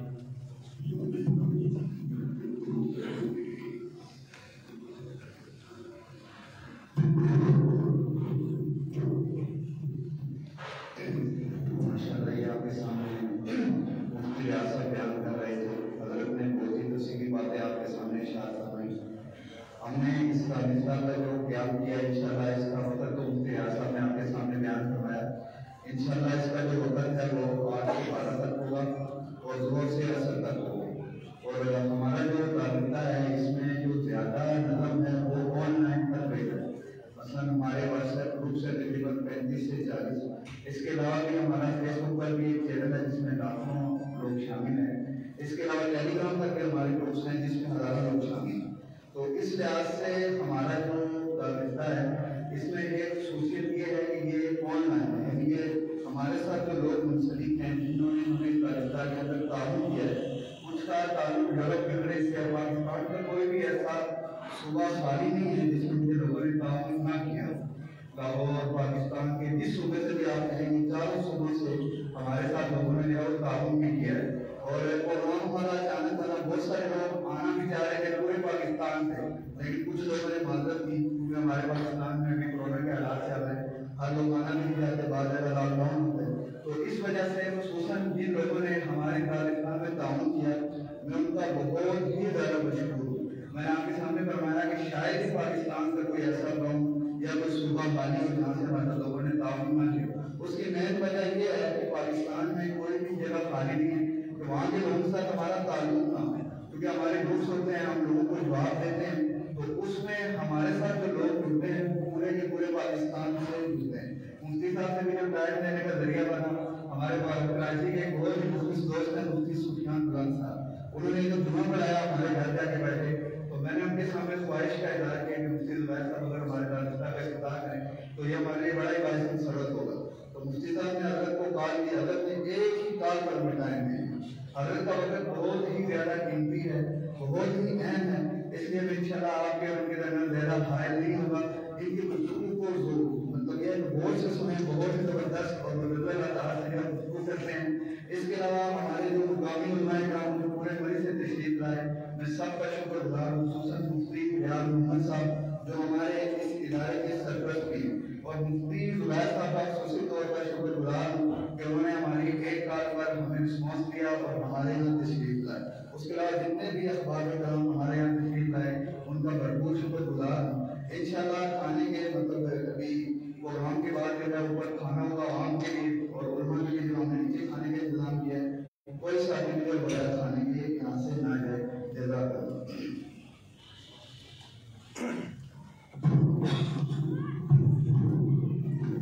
اب آپ کے انتظار کی جو ختم ہے، ہمارے جو خصوصی ہے آپ کے سامنے جو بات ہیں ان کو دعوت دینے سے پہلے چونکہ حدیث کے اندر آتا ہے مطلب بشکر الناس کا بشکر اللہ، جو آدمی انسانوں کا شکر ادا نہیں کر سکتا وہ پھر اللہ کا بھی شکر ادا نہیں کر سکتا۔ اگر مفتی صاحب اور ان کے ادارے کے پورے پاکستان کے اوپر 4 احسانات ہیں، ان میں سے سب سے پہلا احسان یہ ہے کہ انہوں نے قرآن کریم کے وہ حفاظ کرام تیار کیے ہیں جو پاکستان سے ہو کر کے پوری دنیا کے اندر قرآن کریم کے حوالے سے مشہور ہوئے۔ آپ ان کو قرآن کریم کا جو بھی حصہ اٹھا کر کے پوچھے وہ آپ کو کمپیوٹر کی طرح جواب دیں گے۔ آپ پوچھیں گے کتنے انبیاء کرام کا ذکر ہے وہ آپ کو بتائیں گے، کس نبی کا ذکر کس صورت کے اندر ہے وہ آپ کو بتائیں گے۔ اور بچوں کو قرآن کمپیوٹر بھی کہا جاتا تھا، لیکن حقیقت یہ ہے کہ ان بچوں نے قرآن کریم کی اس انداز کے اندر حفظ اور تلاوت کی ہے کہ انہوں نے کمپیوٹر کو بھی پیچھے چھوڑ دیا۔ جب آپ کمپیوٹر کو کہتے ہیں کہ آپ ریورس پڑھیں تو اس کے اندر کمپیوٹر کچھ ٹائم لگاتا ہے، ان کے بچے ایک گھنٹے کے لیے بھی وہ اس کو روک کر کے جواب دیں گے۔ دوسرا الحمدللہ حضرت مفتی صاحب کا ہمارے اوپر بالخصوص یہ احسان ہے کہ حضرت شیخ الاسلام فقیر النصر آبرو علماء دیوبند حضرت مولانا مفتی محمد تقی عثمانی صاحب دعوت برکاتہ کے جتنے بھی فتاویات تھے جنہوں نے اپنی جوانی کے اندر یا اپنے بڑھاپے کے اندر لکھا، حضرت مفتی صاحب دعوت برکاتہ نے انتہائی محنت کے ساتھ ان تمام فتاوی اکرام کو جمع کیا اور وہ فتاوی الحمدللہ آج میرے اور آپ کے سامنے فتاوی عثمانی کی صورت میں موجود ہے۔ تو اس لحاظ سے حضرت مفتی صاحب دعوت برکاتہ کے علوم کو جمع کرنے کا سہرا بھی حضرت مفتی زبیر صاحب دعوت برکاتہ کو ہے۔ تیسری جو چیز پوری امت مسلمہ کی طرف سے ہو یا پاکستان کے علماء کی طرف سے ہو وہ میڈیا کے اوپر ایک بے باک ترجمانی ہے۔ میڈیا کیا چیز ہے وہ میرے اور آپ کے سامنے ہے، لیکن اس کے جادو کو سمجھنا اور ان کا توڑ کرنا اور ان کو جواب انہی کے انداز کے اندر دینا یہ حضرت مفتی صاحب کا مرکہ اور نمان ہے۔ اس کے اوپر بھی ہم پوری ملک کی طرف سے ان کا شکریہ ادا کرتے ہیں۔ اور حالیہ چوتھی چیز جو چوتھی ذمہ داری ان کو لگی ہے وہ اسلامی تربیتی کونسل کے اندر ان کی ذمہ داری ہے، اور ہم نے دیکھا ہے کہ 2-3 مہینے کے اندر جب ان کی تقرری ہوئی اس کے بعد سے لے کر اب تک چند مختصر عرصے کے اندر ہی حضرت مفتی صاحب کے آنے کے بعد کونسل کے اندر بہت ہی مفید اور بڑے زبردست قسم کے موضوعات چل رہے ہیں۔ اللہ تعالیٰ ان کا سایہ ہمارے سروں کے اوپر تعدیر قائم و دائم فرمائے، ان کے علم و عمل کے اندر اللہ تعالیٰ برکت نصیب فرمائے اور ان کو بار بار ہمارے علاقوں کے اندر اللہ تعالیٰ آنا بھی نصیب فرمائے۔ بلا کسی تاخیر کے بناوٹ خطاب دے رہا ہوں، نوجوان عالم ہم سب کے دلوں کی دھڑکن محبت طالب علم حضرت مولانا مفتی زبیر احمد صاحب دعوت برکاتہ کو تشریف لائے اور ہم سب کے سامنے اپنے خیالات کا اظہار کریں۔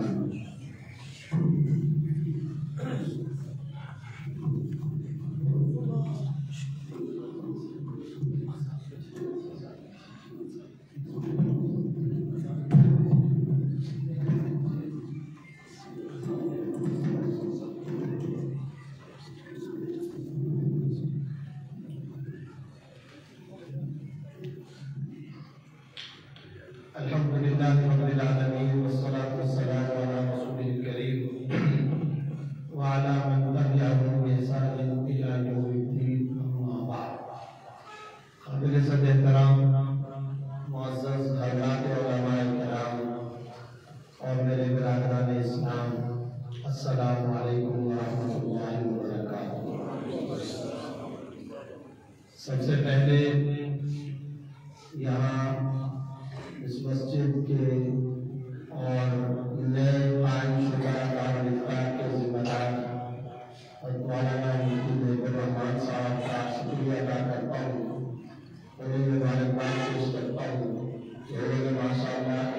अच्छा मुफीद इल्मी कदम उठाया। अल्लाह रब्बुल इज्जत इनसे दीन मदीन की हक के मुताबिक सिद्क़ और इखलास के मुताबिक खिदमत की तौफीक अता फरमाए और यहाँ के इलाके की दीनी रहनुमाई का जरिया बनाए। अल्लाह रब्बुल इज्जत उनके आसाब मजबूत फरमाए, अल्लाह उन्हें तरक्कियात दीनी अता फरमाए, उनके दीनी पैगाम को पूरी दुनिया में आम और काम फरमाए। इस दारुल इफ्तार मस्जिद को आबाद और सरसब्ज़ और शादाब रखे।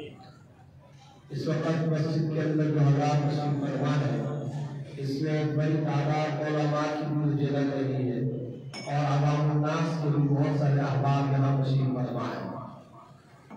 अवामुन्नास से मुताल्लिक़ मैं 2-3 बातें अर्ज़ करता हूँ और फिर अपने तालिब इल्म साथियों और उलमा की खिदमत में भी मुअद्दबाना चंद गुज़ारिशात। पहली बात तो ये है, कूनू मास्सादिकीन। इंसान की तबीयत के अंदर तकलीद, कॉपी करने और दूसरे की नक़ाली करने के फितरी जज्बात होते हैं।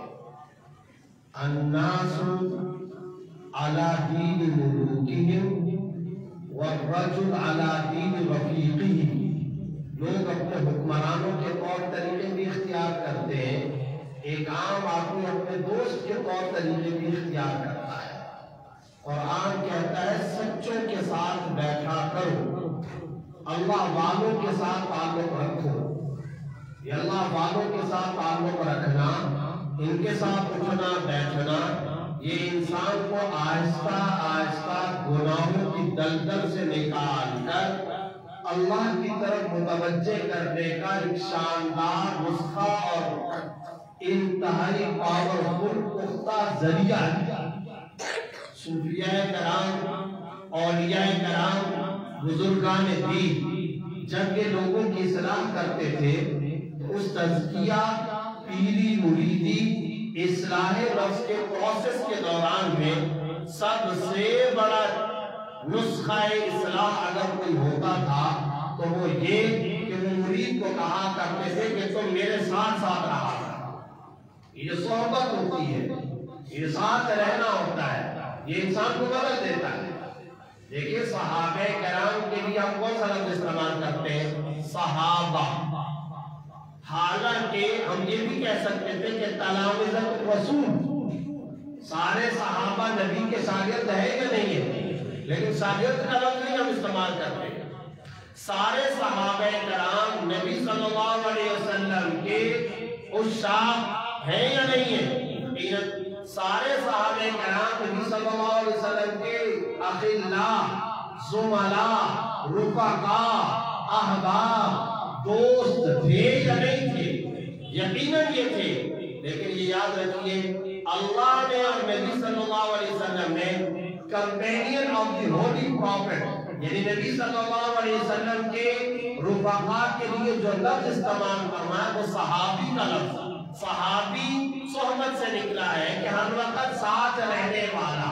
इन सहाबे कराम को अल्लाह ने ये जो मकाम में बुलंद दिया, ये सब सदका है नबी सल्लल्लाहु अलैहि वसल्लम के साथ रहने का, और ये सब सदका है नबी सल्लल्लाहु अलैहि वसल्लम की रफ़ाक़त और क़ुर्बत का। मौलाना मुफ्ती रियाज साहब कुछ सहाबे कराम का तज़किरा कर रहे थे तो मुझे वो सारी तारीख याद आ रही थी।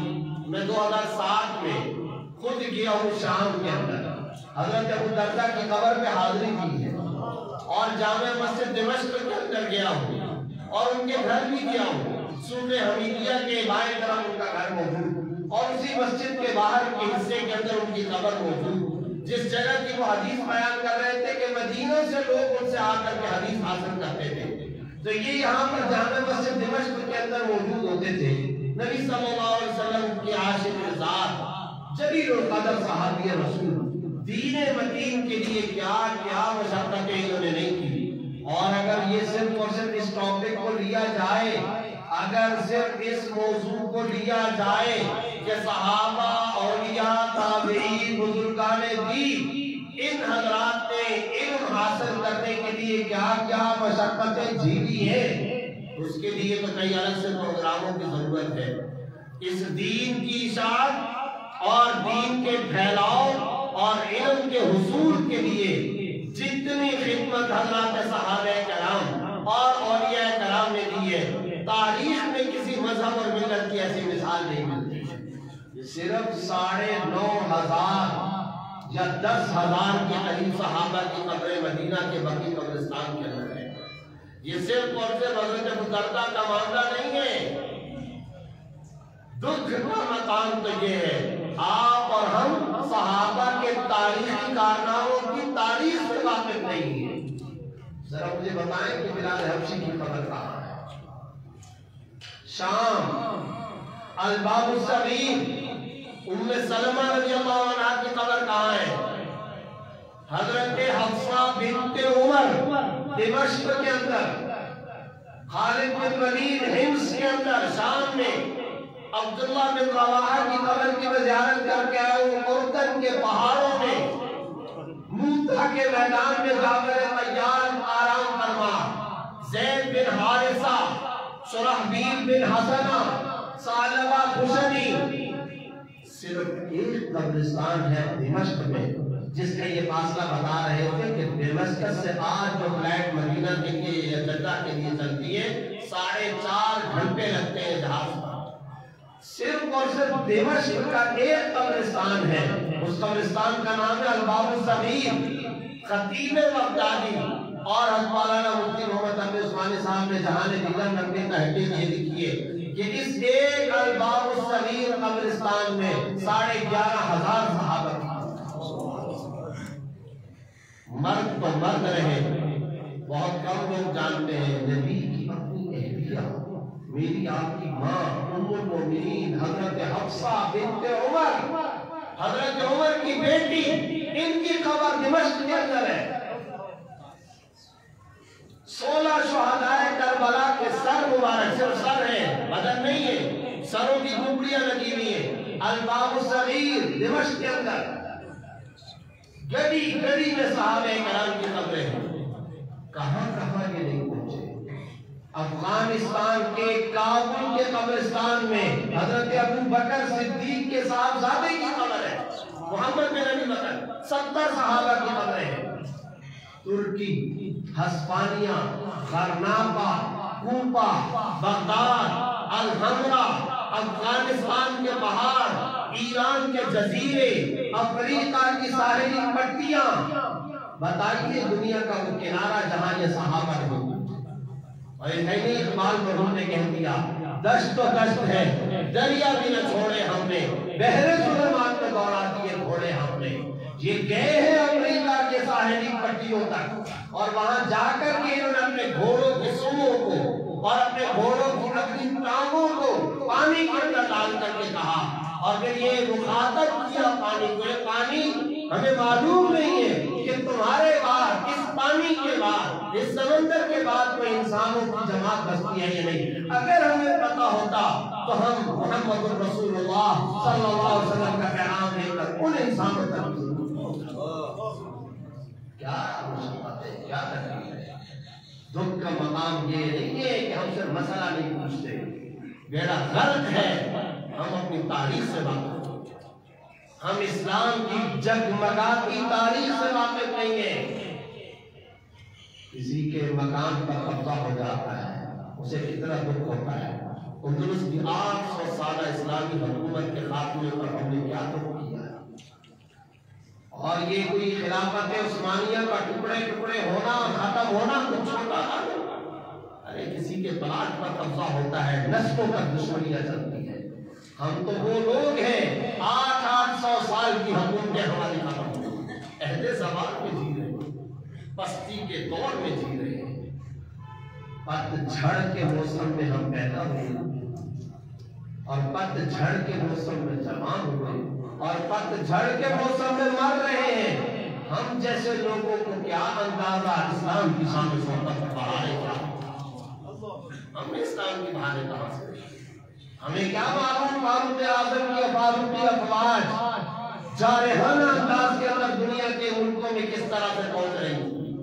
ربعی بن عامر کمانڈر ان چیف، ایرانی چیف آف آرمی اسٹاف کے کٹہرے کے اندر اندر، اس کے دربار کے اندر کیا جملے کہہ رہے تھے. رومن امپائر کے لاکھوں افواج کی دھجیاں سیدنا فاروق اعظم کیسے بکھیر رہے تھے، پرشین امپائر کے ٹکڑے کیسے ہو رہے تھے. یہ ہمیں کیا انداز ہے، ہمیں اس کا کیا پتا. اس وقت عہد زمان کے اندر ہم وہ لوگ جی رہے ہیں، ہمیں اسلام کی شان و شوکت اور بہاروں اور عظمتوں کا کچھ اندازہ نہیں ہے. اس حالت کے اندر ہم لوگ اس وقت جی رہے ہیں. اسی میں پیدا ہو گئے، اسی میں جوان ہوئے، اسی میں لڑکپن اور جوانی، اور اسی میں بڑھاپا، اور اسی کے اندر موت. اس لیے چیلنجز بہت زیادہ ہیں، بہت زیادہ ہیں. اور پھر اس وقت صورتحال کیا ہے میرے مری ہوئے مسلمان بھائیوں؟ باطل اور حق کی پہچان یہ ہوا کرتی ہے.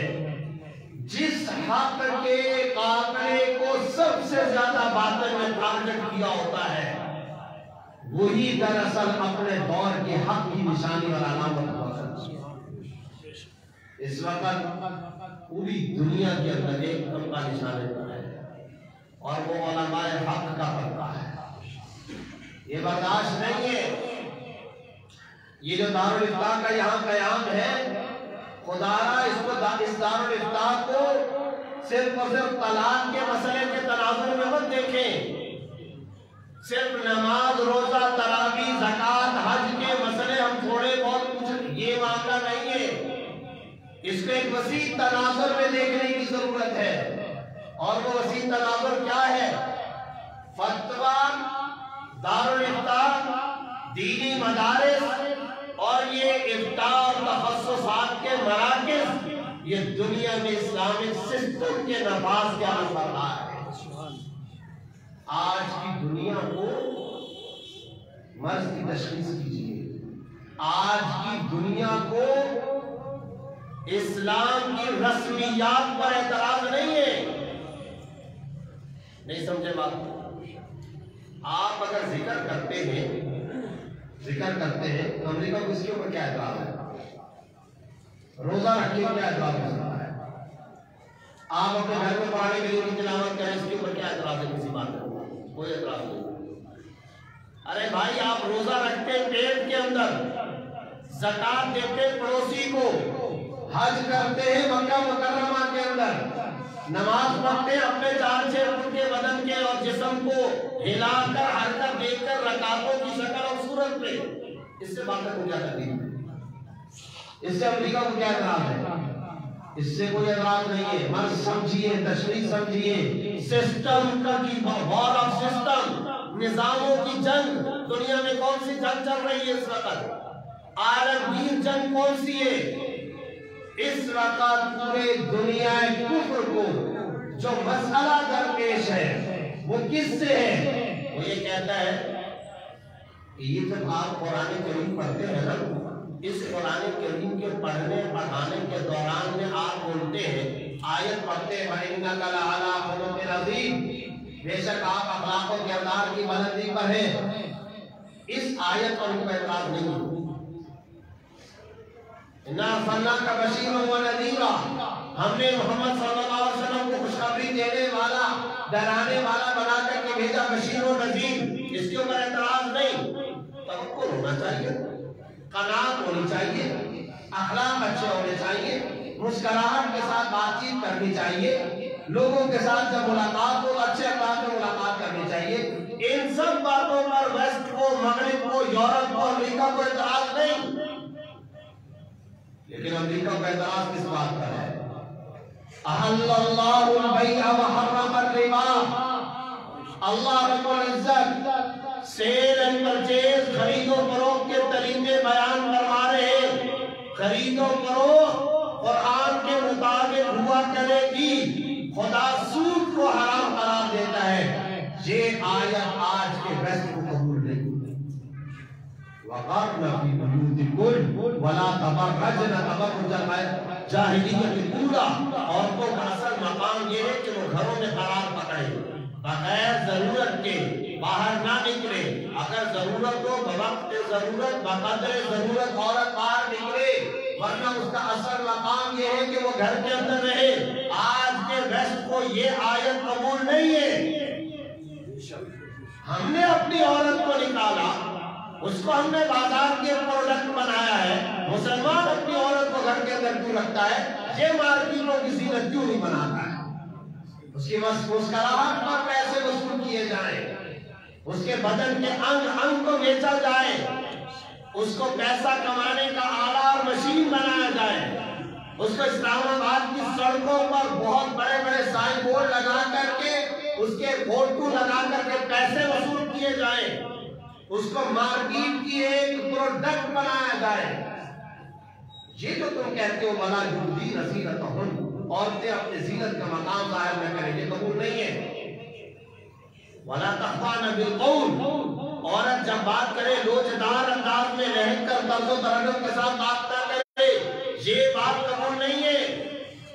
इन्नमल खम्रु वल मैसिर वल अंसाब वल अज़लाम रिज्सुम मिन अमलि शैतान, ये जो शराब नोशी है ये नजस है, शैतानी अमल है, रुक जाओ। ये आज के वक्त को कबूल नहीं है। या अय्युहल्लज़ीना आमनू ला ताकुलू अम्वालकुम बैनकुम बिल बातिल इल्ला अन तकूना तिजारा। कुरान करीम के अंदर अल्लाह रब्बुल इज्जत तिजारत के शरई अहकाम बयान फरमा रहे हैं। ये कहते हैं कि ये जो तिजारत है, stock exchange, share, insurance, banking, तिजारत, ये जो बैनुल अक़वामी एक्सपोर्ट इंपोर्ट, दरामदार बरामदार, ये तो हमारे तरीके के मुताबिक होंगे। कुरान करीम ये चीजें क्यों बयान कर रहा है? सियासत हमारे न्यू वर्ल्ड ऑर्डर के मुताबिक, तिजारत और बिजनेस हमारे तरीक़ाकार के मुताबिक, कुरान के मुताबिक न तिजारत होगी, कुरान के मुताबिक न रियासत होगी, कुरान के मुताबिक न मईशत होगी, कुरान के मुताबिक न सियासत होगी। सिस्टम ये हमेशा हमारा जमहूरियत का, मगरिब का, वेस्ट का, मगरबी जमहूरियत का, इस्लामी जमहूरियत नहीं, मगरबी जमहूरियत का, वेस्टर्न तहजीब और सकाफत का चलेगा। कुरान का कल्चर, कुरान की तहजीब, कुरान की सकाफत, सिस्टम, निजाम, ये कुरान करीम का नहीं चलेगा। अरे समझ में आ रही बात? सिस्टम की जंग है, निजामों की जंग है। निजाम आप लोग नहीं चलाएंगे। हाँ, ये बात सही है, तवक्कुल करना चाहिए, मुस्कुराकर मिलना चाहिए, अखलाक बहुत अच्छे होने चाहिए, नमाज पढ़नी चाहिए, रोजा रखना चाहिए, ज़कात देना चाहिए, तस्बीहें पढ़नी चाहिए, ज़िक्र अज़कार करना चाहिए, ये काम जरूर करो, इस पर कोई एतराज़ नहीं। लेकिन तुम ये क्या बातें करने लग जाते हो सूरह नूर के अंदर कि अदालतों के कटहरे इस तरह से चलाए जाएंगे। ये सूरह नमल के अंदर तुम वज़ारत खारजा के क़वानीन क्यों बयान करने लग जाते हो? सूद अगर नहीं छोड़ते हो तो अल्लाह और उसके रसूल के साथ ऐलान जंग है। अल्लाह सूद को मिटाता है, सदक़े को बढ़ाता है। ये आयात आज हमें कबूल नहीं। ये है इस वक्त दुनिया की सबसे बड़ी जंग। इस्लाम बतौर सिस्टम कबूल नहीं है, इस्लाम बतौर अदालती निजाम कबूल नहीं है, इस्लाम बतौर तिजारती निजाम कबूल नहीं है, इस्लाम बतौर सियासी निजाम और सिस्टम ये काबिल कबूल नहीं। इस्लाम का जस्टिस सिस्टम ये काबिल कबूल नहीं है। हाँ, बस सिर्फ और सिर्फ रस्मियात तक महदूद रहो, तुम जिक्र अज़कार करो, ये है। ये जो दारुल इफ्ता का क़याम है, इसलिए मैं अर्ज़ कर रहा हूँ कि इसको ना तो मौलाना मुफ्ती मुहिबुर रहमान साहब इसका लाज़िम में ले कि वो सामने वाले घर वाले आकर मुझसे तलाक का मसला पूछेंगे, न सिर्फ और सिर्फ ये समझे कि भाई कोई आकर के तरावी का मसला पूछेगा, कोई हज और ज़कात का मसला पूछ लेगा, कोई वज़ू और नमाज का मसला तरीका पूछ लेगा। ये अपनी जगह पर है। ये दारुल इफ्ता और दीनी मदारिस आज के वेस्ट को इसलिए काबिल कबूल नहीं, ये दुनिया में इस्लामिक सिस्टम की बात करते हैं, पूरे एक निजाम और दस्तूर हयात की बात करते हैं। सिस्टम हमारा चलेगा, मोहम्मद रसूलुल्लाह सल्लल्लाहु अलैहि वसल्लम का नहीं चलेगा। आज के वेस्ट का सबसे बड़ा मुतालबा ईमान है, इस मंच को समझिए। तो एक तो गुजारिश है, वक्त बहुत कम है, मैं दूसरी गुजारिश करना चाहता हूँ, वो ये है कि याद रखें इस वक्त इन मसाजिद, दीनी मदारिस और इन दारुल इफ्ताओं के दरो दीवार से जो चैलेंजेस टकरा रहे हैं, یہاں بیٹھے ہوئے علماء کرام کی خدمت میں عرض کرنا چاہتا ہوں، خدا را ان چیلنجز کا احساس کیجیے۔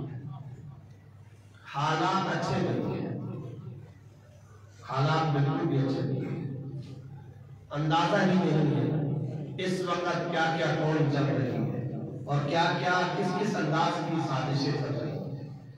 اس لیے ایک ہی بچاؤ کا راستہ ہے۔ عوام ناس کے تمام ساتھیوں اور احباب سے بھی کہنا چاہتا ہوں، مسجد کے ساتھ تعلق قائم کریں، اٹھنا بیٹھنا ان داڑھی ٹوپی پگڑی والوں کے ساتھ قائم رکھیں، مدرسے کے ساتھ دارالافتا کے ساتھ اپنا تعلق مضبوط کریں۔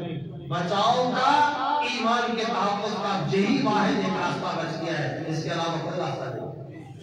یہ آنکھیں بند ہوگی، حقیقت کی آنکھیں کھلیں گی، تب جا کر پتہ چلے گا۔ ہمارے جامعہ صفا کے اندر کراچی میں ہر سال ختم بخاری کا تشریف لایا کرتے تھے حضرت مولانا سلیم اللہ خان صاحب رحمۃ اللہ علیہ۔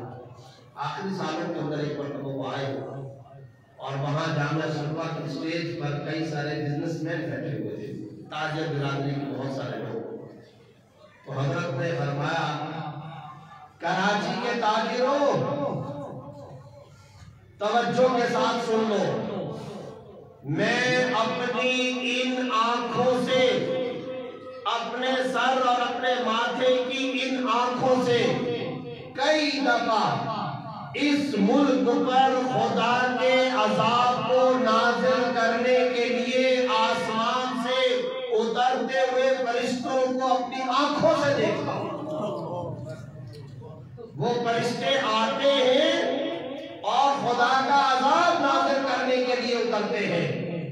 پھر اگلا جملہ بھی بڑا عجیب فرمایا کہ پھر اگلی بات بھی سن لو، اگلے دن فجر کی نماز سے پہلے اور فجر کی نماز کے بعد ان مساجد، مکاتب اور دینی مدارس میں ہل کر امت مسلمہ کے چھوٹے چھوٹے بچے جب قرآن کی تلاوت کرتے ہیں تو خدا کی قسم عذاب کے لیے آئے ہوئے ان فرشتوں کو دوبارہ میں آسمان کی طرف جاتے ہوئے بھی اپنی آنکھوں سے میں دیکھتا ہوں کہ یہ نعرے ہیں اور زبان ہاتھ سے یہ کہہ رہے ہوتے ہیں کیسے عذاب نازل کرے۔ یہاں کوئی گلیوں اور محلوں کی مسجدوں، مکاتب اور دینی مدارس کے اندر امت کے چھوٹے چھوٹے بچے رہن اور تختی پر قرآن کریم رکھ کر ہل کر کے اس کی تلاوت، یہ تعلق بچائے گا۔ اور پھر فرمایا، تاجروں تم احسان جتلاتے ہو کہ تم مسجد کو، مدرسے کو چندہ دیتے ہو، مت دو، کوئی ضرورت نہیں ہے تمہارے چندے کی۔ خدا نے جس کے مال کو قبول کرنا ہوگا اللہ تعالیٰ اس کے مال کو قبول کر لے گا، تمہارے چندے کی کوئی ضرورت نہیں۔ میں آج علماء سے بھی کہنا چاہتا ہوں، ذہن سازی کریں اپنے نمازیوں کی، مکمل استغنا کے ساتھ کریں، بے نیازی کے ساتھ کریں۔ تم محتاج ہو، اللہ کا دین اسلام محتاج نہیں ہے، مسجد محتاج نہیں ہے، مدرسہ محتاج نہیں ہے۔ تمہارا مال اللہ تعالیٰ قبول کرنے شکرانے کے نفل پڑے کہ اللہ نے مسجد کے لیے، چندے کے لیے تمہارے مال کو قبول کر دیا، مدرسے کے اندر تمہارا پیسہ خرچ ہو گیا، دنیا کی ہزاروں رنگینیوں میں مال خرچ ہو رہا ہے، کروڑوں لوگ شادیوں کا کیسا پیسہ بہا رہے ہیں، کروڑوں لوگ مٹی گارے میں کتنا خرچ کرتے ہیں، کون سا مٹی گارا، یہ 30 40 50 70 60 سال، اور وہ بھی کسی کو پورا دیکھنا نصیب نہیں ہوتا۔ اور اسی کے اندر کیسے اپنی زندگی بنانے میں پیسہ خرچ کیا، پھر اپنے بچوں اور اولاد اور اسی میں مر گئے۔ یہ بڑے اللہ والے مدن خدا نے کسی کے مال کو، اس کے وجود کو کتنی مرتبہ رحمت کی نظر سے دیکھا ہے، تب جا کر جس کا پیسہ قبول ہوا ہے۔ یاد رکھیے، وہ بادشاہ تھا، شہنشاہ، اگر اپنی رعیت میں سے، اپنی مملکت کے باشندوں میں سے کسی کو بلا کر اپنے دربار میں بادشاہ کسی کو آنے دے اور آ کر کے کہے یہاں بیٹھو، یہ کام کرو، یہ کام نہ کرو، یہ کرو، یہاں پر اٹھو بیٹھو، یہ اگر بادشاہ اپنے رعیت میں سے کسی فرد کو بلا کر کے کہنے لگ جائے تو اس نوکر کا احسان نہیں ہوتا، یہ بادشاہ کا احسان ہوتا، اس کو اپنے دربار میں آنے، اس نوکر کا کوئی احسان ہے۔ اس کی بھی منت ہے، اس کا کوئی اختیار ہے. یہ تو بادشاہ کا احسان ہے. کروڑوں انسان بستے سب کو ہٹا کر اس نے ایک کو یہاں پر بلا دیا. توجہ رکھے، انداز یہ رکھے دین کے ساتھ. ہم یہ سمجھتے ہیں ہم نے مولوی صاحب کو پیسے دے دیے، ہم نے مسجد المدرسے کے اندر چندہ دے دیا، ہم نے شاید بہت بڑا کارنامہ کیا. کچھ نہیں یہ کارنامہ. یہ تو اللہ رب العزت جس کے مال کو قبول کرتے ہیں، روزی رزاق کا مالک اللہ رب العزت ہے. جس کے مال کو اللہ قبول کریں گے اس کو یہاں پر اللہ تعالیٰ کیجیے. اپنا ذہن یہ رکھیں. اور اس کے ساتھ ساتھ ایمانی تحفظ کی فیکٹریاں یہ مساجد اور مدارس ہیں. ہمارے بہت سارے نوجوان ہیں، وہ کیا سمجھ رہے ہوتے ہیں گلیوں کے اندر، بستیوں میں، محلوں میں، ٹاؤن میں، علاقوں کے اندر وہ فلانا بابا جی یہ سفید ریش وہ جاتا ہے نماز پڑھنے کے لیے، اور یہ گلی کے نکر پر کھڑے ہوئے کئی سارے نوجوان سمجھ رہے ہوتے ہیں کہ یہ جو بابا جی یہ آ رہے جا رہے ہیں. اور خدا کی قسم تیری بستی پر اللہ کے عذاب کے کوڑے نازل ہونے والے. اس سفید ریش کا احسان مان، یہ جا کر مسجد میں سجدہ ریز ہوتا ہے. تیری بستی کو اللہ نے عذاب سے بچایا. صاحب یہ نگاہ بدلو. یہ سفید ریش بوڑھا مرا تو خدا کے عذاب کے کوڑے تمہاری بستیوں، ٹاؤن، علاقے اور محلوں پر بسیں گے. یہ جاتا ہے اور اللہ کے سامنے سجدہ ریز ہوتا ہے. پوری بستی کو یہ بچا کر رکھ رہا. پتہ نہیں ہم نے کیا سمجھا ہوا ہے. ہم نے دین کو کیا بھرے پیٹ کی کہانی، فارغ وقتوں کے عمل کرنے کی چیز ہم نے یہ سمجھ رکھا ہے. یہ ہماری ذات کی ضرورت. اپنے آپ کے وجود اور باڈی اور جسم کو آگ سے بچاؤ کا ذریعہ ایمان ہے، اور اس کی یہ ایمانی فیکٹریاں ہیں، یہ تحفظ کی یہ فیکٹریاں ہیں. اسی لیے حضرت مجدد صاحب رحمۃ اللہ علیہ نے ایک جگہ پر بڑی خوبصورت بات لکھی ہے.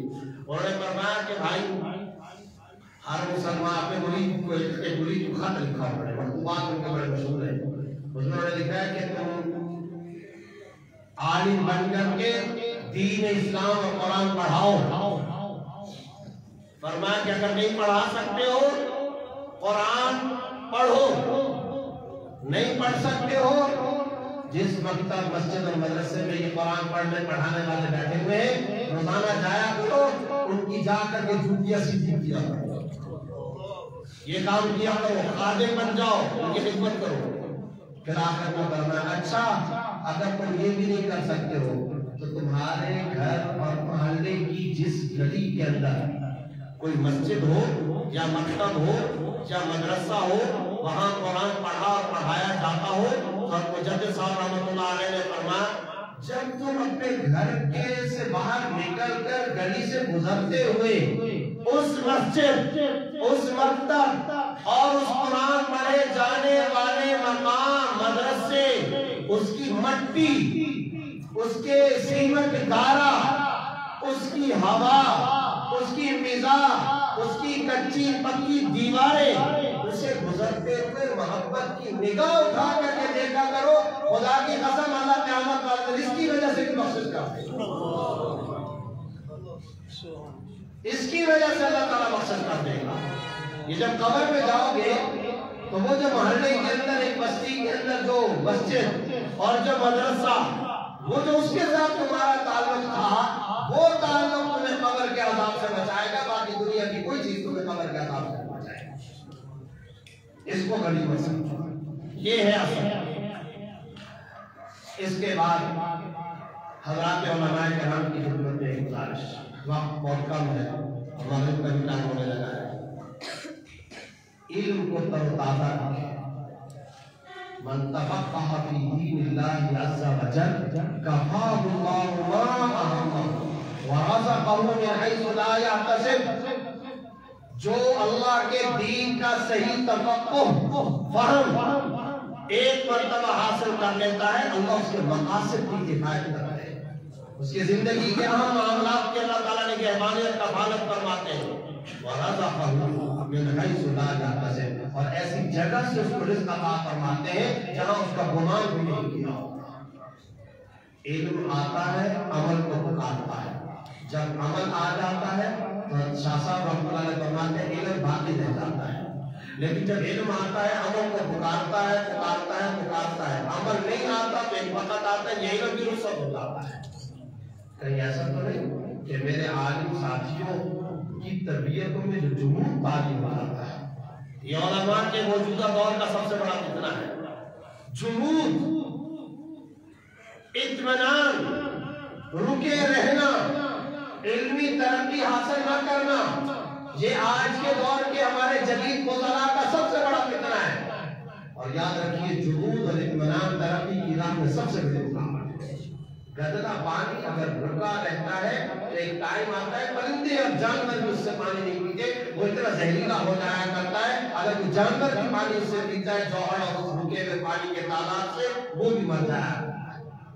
پانی کی زندگانی بہنے میں ہے، اس کی سیاحی کیفیت کے اندر ہے۔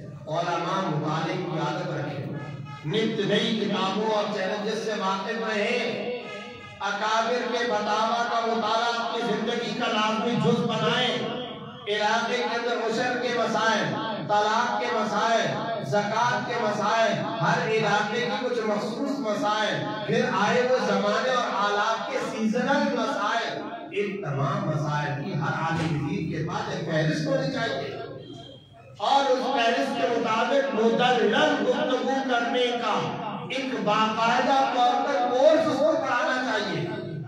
ہر مسجد میں درس قرآن کا اہتمام کرنا چاہیے، کسی ایک نماز کے بعد مختصر درس حدیث کا اہتمام کرنا چاہیے، کسی ایک نماز کے بعد مختصر بیان مسائل کی نشست رکھنی چاہیے، اپنے نمازیوں کے سوال و جواب کی نشست رکھنی چاہیے۔ یہ ہمارے علماء کام کیوں نہیں کر رہے؟ کرنے کے ہزاروں کام ہیں، رفاہی کام، فلاحی کام، سماجی کام، مسائل کے کام، فتوے کے کام، تعلیم کے کام، تدریس کے کام، یہ سارے کے سارے امور آپ کے دروازے میں دستک دے رہے ہیں۔ اور ہمارا ایک آدمی ساتھی ہے وہ جمود کا شکار ہے، اطمینان کے اندر بیٹھا ہے، بہت زیادہ بڑا، اور پھر خاص طور پر فتوے کی ذمہ داری ہوتا ہے، حساس ذمہ داری، نازک ترین ذمہ داری۔ چنانچہ ہمارے کئی سارے فضلاء ساتھی بغیر تحقیق کے جواب دیتے ہیں، نہیں رکھتے، علم کے ساتھ اپنے آپ کو اپگریڈ تازہ تر کیوں نہیں رکھتے؟ اپنا علم تر و تازہ سرسبز و شاداب کیوں نہیں رکھتے؟ جدید مسائل کا علم حاصل کیوں نہیں کرتے؟ کیوں نہیں اس کی اسٹڈی اور مطالعہ کرتے؟ یہ ہے ہمارے جدید فضلاء کی زندگیوں کا سب سے بڑا چیلنج۔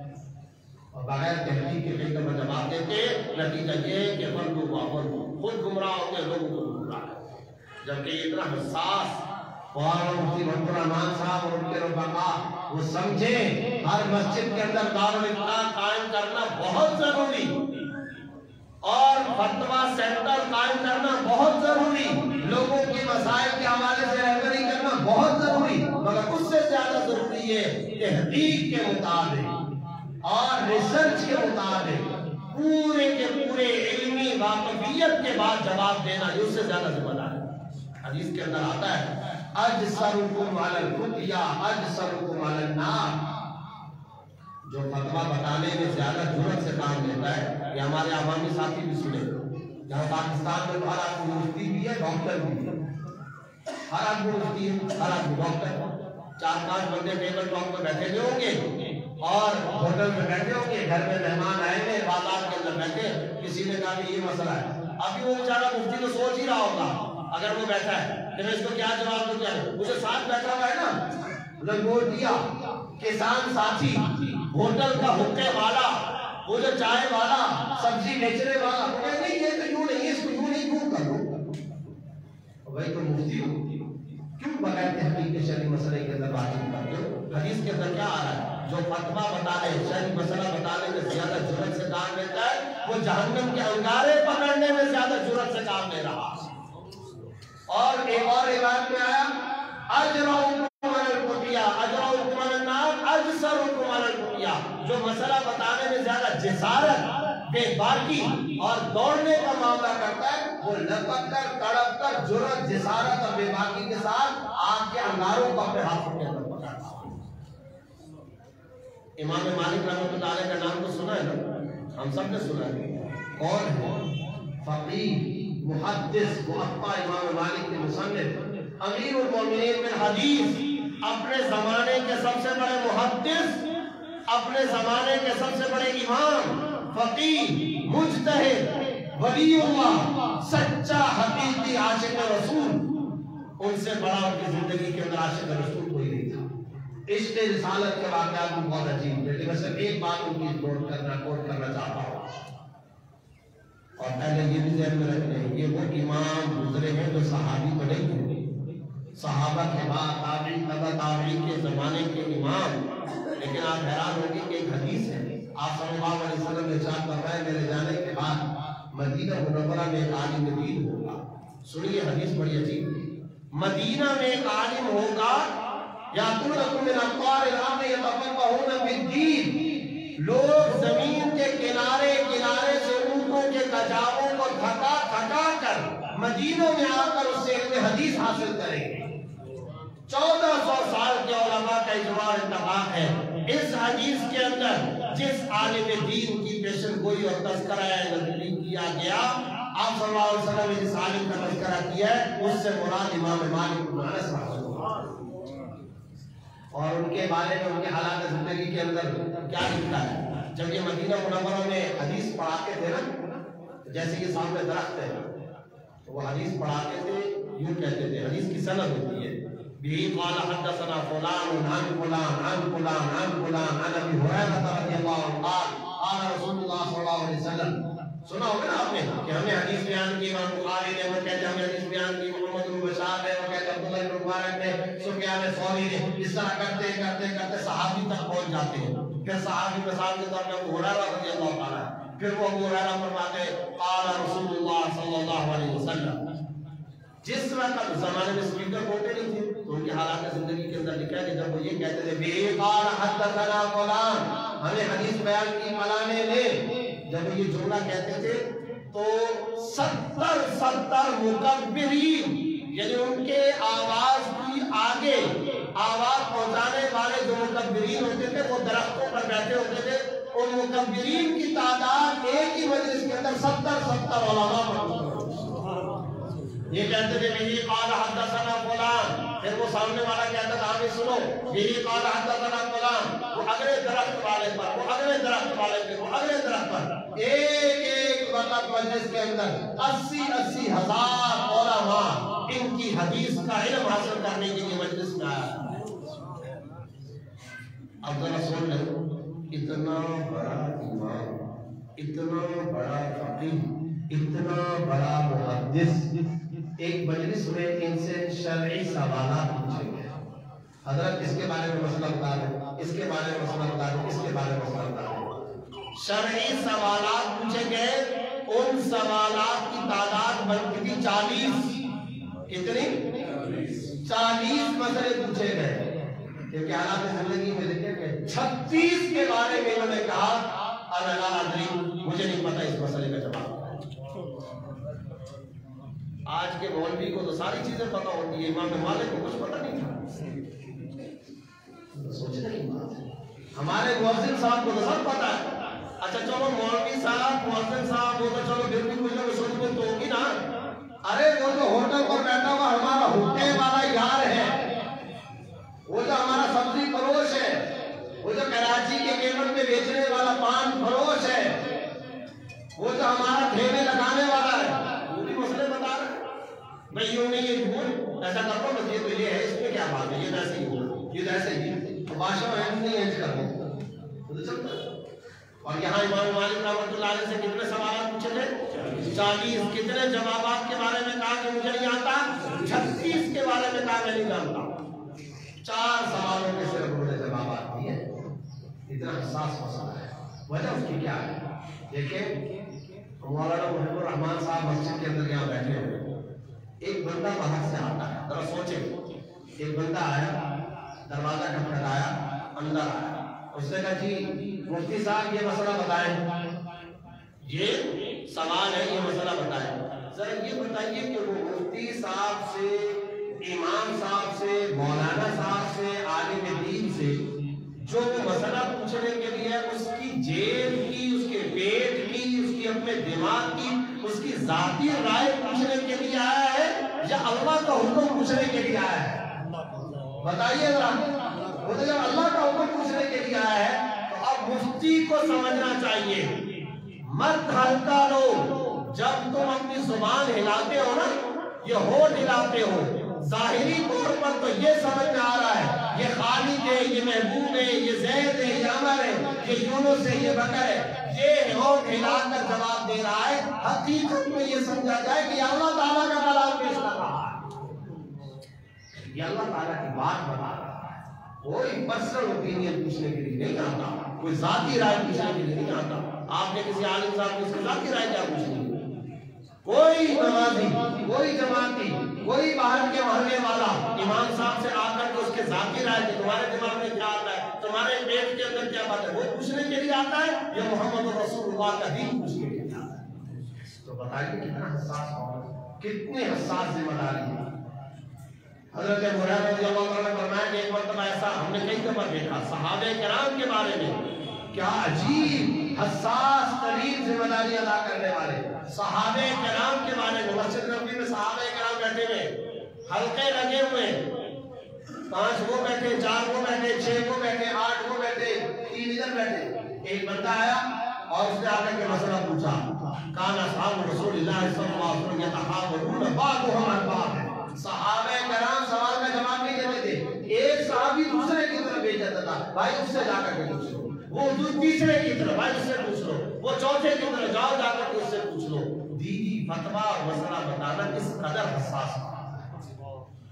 امام محمد کا نام تو سنا ہوگا، امام محمد رحمۃ اللہ علیہ بڑے خوبصورت امام تھے، وجیح تھے، ان کا جسم بڑا خوبصورت تھا، بڑے حسین اور جمیل، ان کا حسن اتنا تھا، ان کا چہرہ سرخ اور سفید، اور ان کے محلے کی جب گلی سے گزرتے تھے تو محلے کی عورتیں، محلے کے لوگ کوٹھے کی چھتوں پہ کھڑے ہو کر کے ان کو دیکھا کرتے ہیں، اس قدر حسین آدمی۔ امام ابو حنیفہ کا انتقال ہوتا ہے، فقہ حنفی کے یہ امام ہیں، امام محمد رحمۃ اللہ علیہ، امام ابو حنیفہ رحمۃ اللہ علیہ کے یہ جانشین بنتے ہیں۔ کچھ ہی دن گزرے، 8-10 دن، ایسا وجیح، ایسا جسمانی اعتبار سے مضبوط اور توانا، صحت مند اور تندرست امام، فقیہ اور محدث، لوگوں نے دیکھا کہ اب یہی طاقتور عالم دین مسجد میں نماز پڑھنے کے لیے اس حالت میں جا رہا ہے کہ راستے میں آتی ہوئی مکانوں کی دیواروں کا سہارا لے لے کر کے یہ مسجد پر جا رہا ہے۔ چہرہ زرد پڑ گیا، جسم پتلا ہو گیا۔ کسی نے پوچھا کہ حضرت آپ کو کیا ہو گیا، کیا ہو گیا آپ کو؟ انہوں نے عجیب ٹھنڈا سانس بھر کر کے جواب دیا، فرمایا ارے ما بال رجل جعل الناس عنقه قنطرة يمرون عليها۔ اس آدمی کا کیا حال پوچھتے ہو کہ جس کی گردن کو لوگوں نے پل بنا لیا ہو اور اس گردن پر پل بنا کر کے چلتے رہتے ہو اور اس کے بتائے ہوئے رستے پر یا جنت پہ جاتے ہو یا جہنم میں جاتے ہو، اس آدمی کی صحت کا کیا حال پوچھتے ہو؟ امام کا انتقال ہو گیا ہے، ذمہ داری مجھ پر بات پڑی ہے، اب لوگ مجھ سے مسئلہ پوچھتے ہیں، میرے بتائے ہوئے مسئلے پر یا جنت میں جائیں گے یا جہنم کے اندر جائیں گے، اب میری صحت اور تندرستی کا کیا حال ہے؟ یہ اتنی حساس ہے۔ تو علماء اس بات کا خاص طور پر خیال فرمائیں اور ہر ایک کو اپنا علم مضبوط کرنے کی ضرورت ہے، اور ساتھ ہی ساتھ عوام الناس کو یہ چاہیے علماء سے تعلق رکھے، مکاتب، مساجد، مدارس سے تعلق رکھے، آپ کی ذمہ داری ادا ہو جائے گی۔ جب آپ آئیں گے نا مسجد میں، دارالفتاح میں، آپ نے آ کر کے مولانا صاحب سے، مفتی صاحب سے مسئلہ پوچھا، آپ کی ذمہ داری ادا ہو۔ اللہ بچائے اگر اس نے گڑبڑ کی ہے، وہ جانے، اس کا خدا جانے۔ آپ کی ذمہ داری یہی تھی کہ گھر سے اٹھو، نکلو اور آ کر کے باقاعدہ عوام الناس کا ایک ایک پر پوچھ کر کے تجارت کریں، پوچھ کر کے شادی بیاہ کریں، سیاست، تجارت، معیشت، روزگار علماء سے پوچھے ہوئے مسائل کے مطابق کریں۔ اسی کے اندر آپ کے ایمان کا تحفظ اور آخرت کی نجات کا راستہ ہے۔ اللہ رب العزت توفیق عطا فرمائے۔ اور حضرت مولانا مفتی ریاض صاحب فتوے کے کچھ آداب بیان فرما رہے تھے اور بہت اچھی باتیں فرما رہے تھے، بالکل یہی فتوے کے آداب۔ لیکن میں ساتھیوں سے کہنا چاہتا ہوں اور مفتی محبوب الرحمان صاحب سے، زمانہ بدل گیا، اب حالات بدل چکے ہیں۔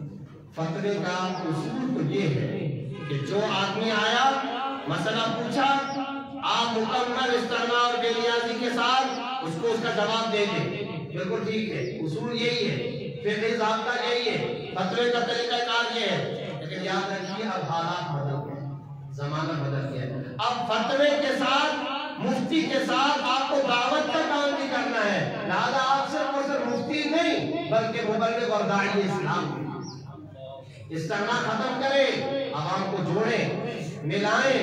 ہمارے استاد ہیں مولانا مفتی ریاض صاحب کی استاد، ہمارے استاد بہت ہو گئے پچھلے سال، دارالعلوم کراچی کے بہت بڑے مفتی مولانا مفتی اصغر علی ربانی صاحب، وہ فرمایا کرتے تھے حالات بدل گئے۔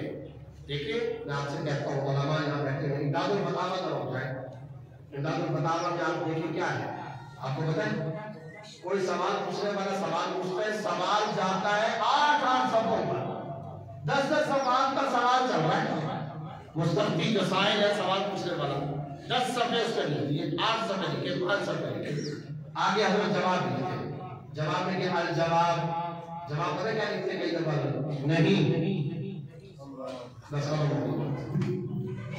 سوال کتنا پوچھا 8 صفحے، حضرت نے جواب میں کیا لکھا نہیں، ختم ہو گئی بات۔ اچھا کئی دفعہ سوال پوچھنے والے نے 8-10 سوال پوچھے اور وہ صحیح کئی سارے سوالات، کئی سارے سوال اس نے لکھ مارے، حضرت نے آخر میں کہا جائز ہے، کئی دفعہ لکھا ناجائز ہے، تو بات ختم ہو گئی۔ یہ وہ دور چل رہا تھا، سب پیاسے تھے اسلام کے، اور ہمارے زمانے کے اعتبار سے وہ خیر القرون تھا، ہر مسلمان کو دینی فکر تھی۔ آج جو میڈیا کے زہریلے پروپیگنڈے ہیں، آج تو ماحول بدل گیا، فحاشی اور یعنی آپ کے دروازوں کے اندر بیڈ روم تک پہنچ گئی، نسلیں برباد ہو گئی، ایمان کے اندر تشکیک کے زہریلے انجیکشن ہر روز لگ رہے، سوشل میڈیا نے بیڑا غرق کر دیا ہے۔ یہ پچھلا رمضان گزرا ہے، اس رمضان میں مجھے ایک میڈیا ٹی وی چینل ہے مشہور سما ٹی وی، اور مجھ سے ایک انٹرویو لیا، کتنا عجیب قسم کا انٹرویو تھا، ہل کر رہ جاتا ہے انسان۔ فیس بک کی جو انتظامیہ ہے، فیس بک کی سوشل میڈیا جو فیس بک ہے، اس کی انتظامیہ نے ایک سروے رپورٹ شائع کی، ان سے پوچھا گیا کہ پوری دنیا میں مسلمانوں کے جو نوجوان ہیں، یہ پورے سال میں سے سب سے زیادہ، توجہ سے سنیں اسپیکر نہ بھی آواز آ رہی ہے، ان سے پوچھا گیا کہ بھائی پورے سال میں مسلم کمیونٹی کے جو نوجوان ہیں، یہ سب سے زیادہ فیس بک اور سوشل میڈیا کون سے مہینے میں استعمال کرتے ہیں؟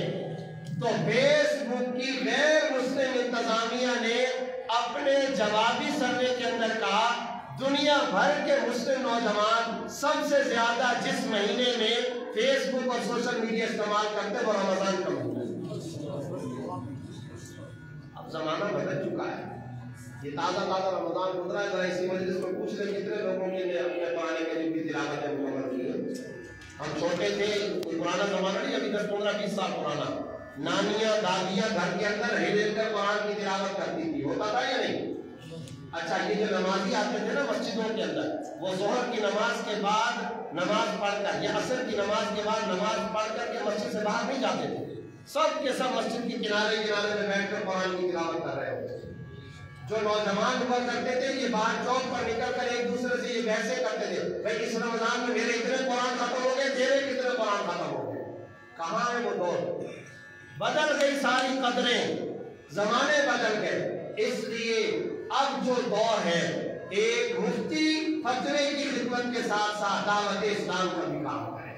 ہمارے استاد مفتی اصغر علی ربانی صاحب فرمایا کرتے تھے بھائی اب تو مفتی کو صرف اور صرف فتویٰ نہیں دینا، فتوے کے ساتھ متبادل بھی بتانا ہے، اس کے ساتھ اس کو دین کی ترغیب بھی دینی ہے۔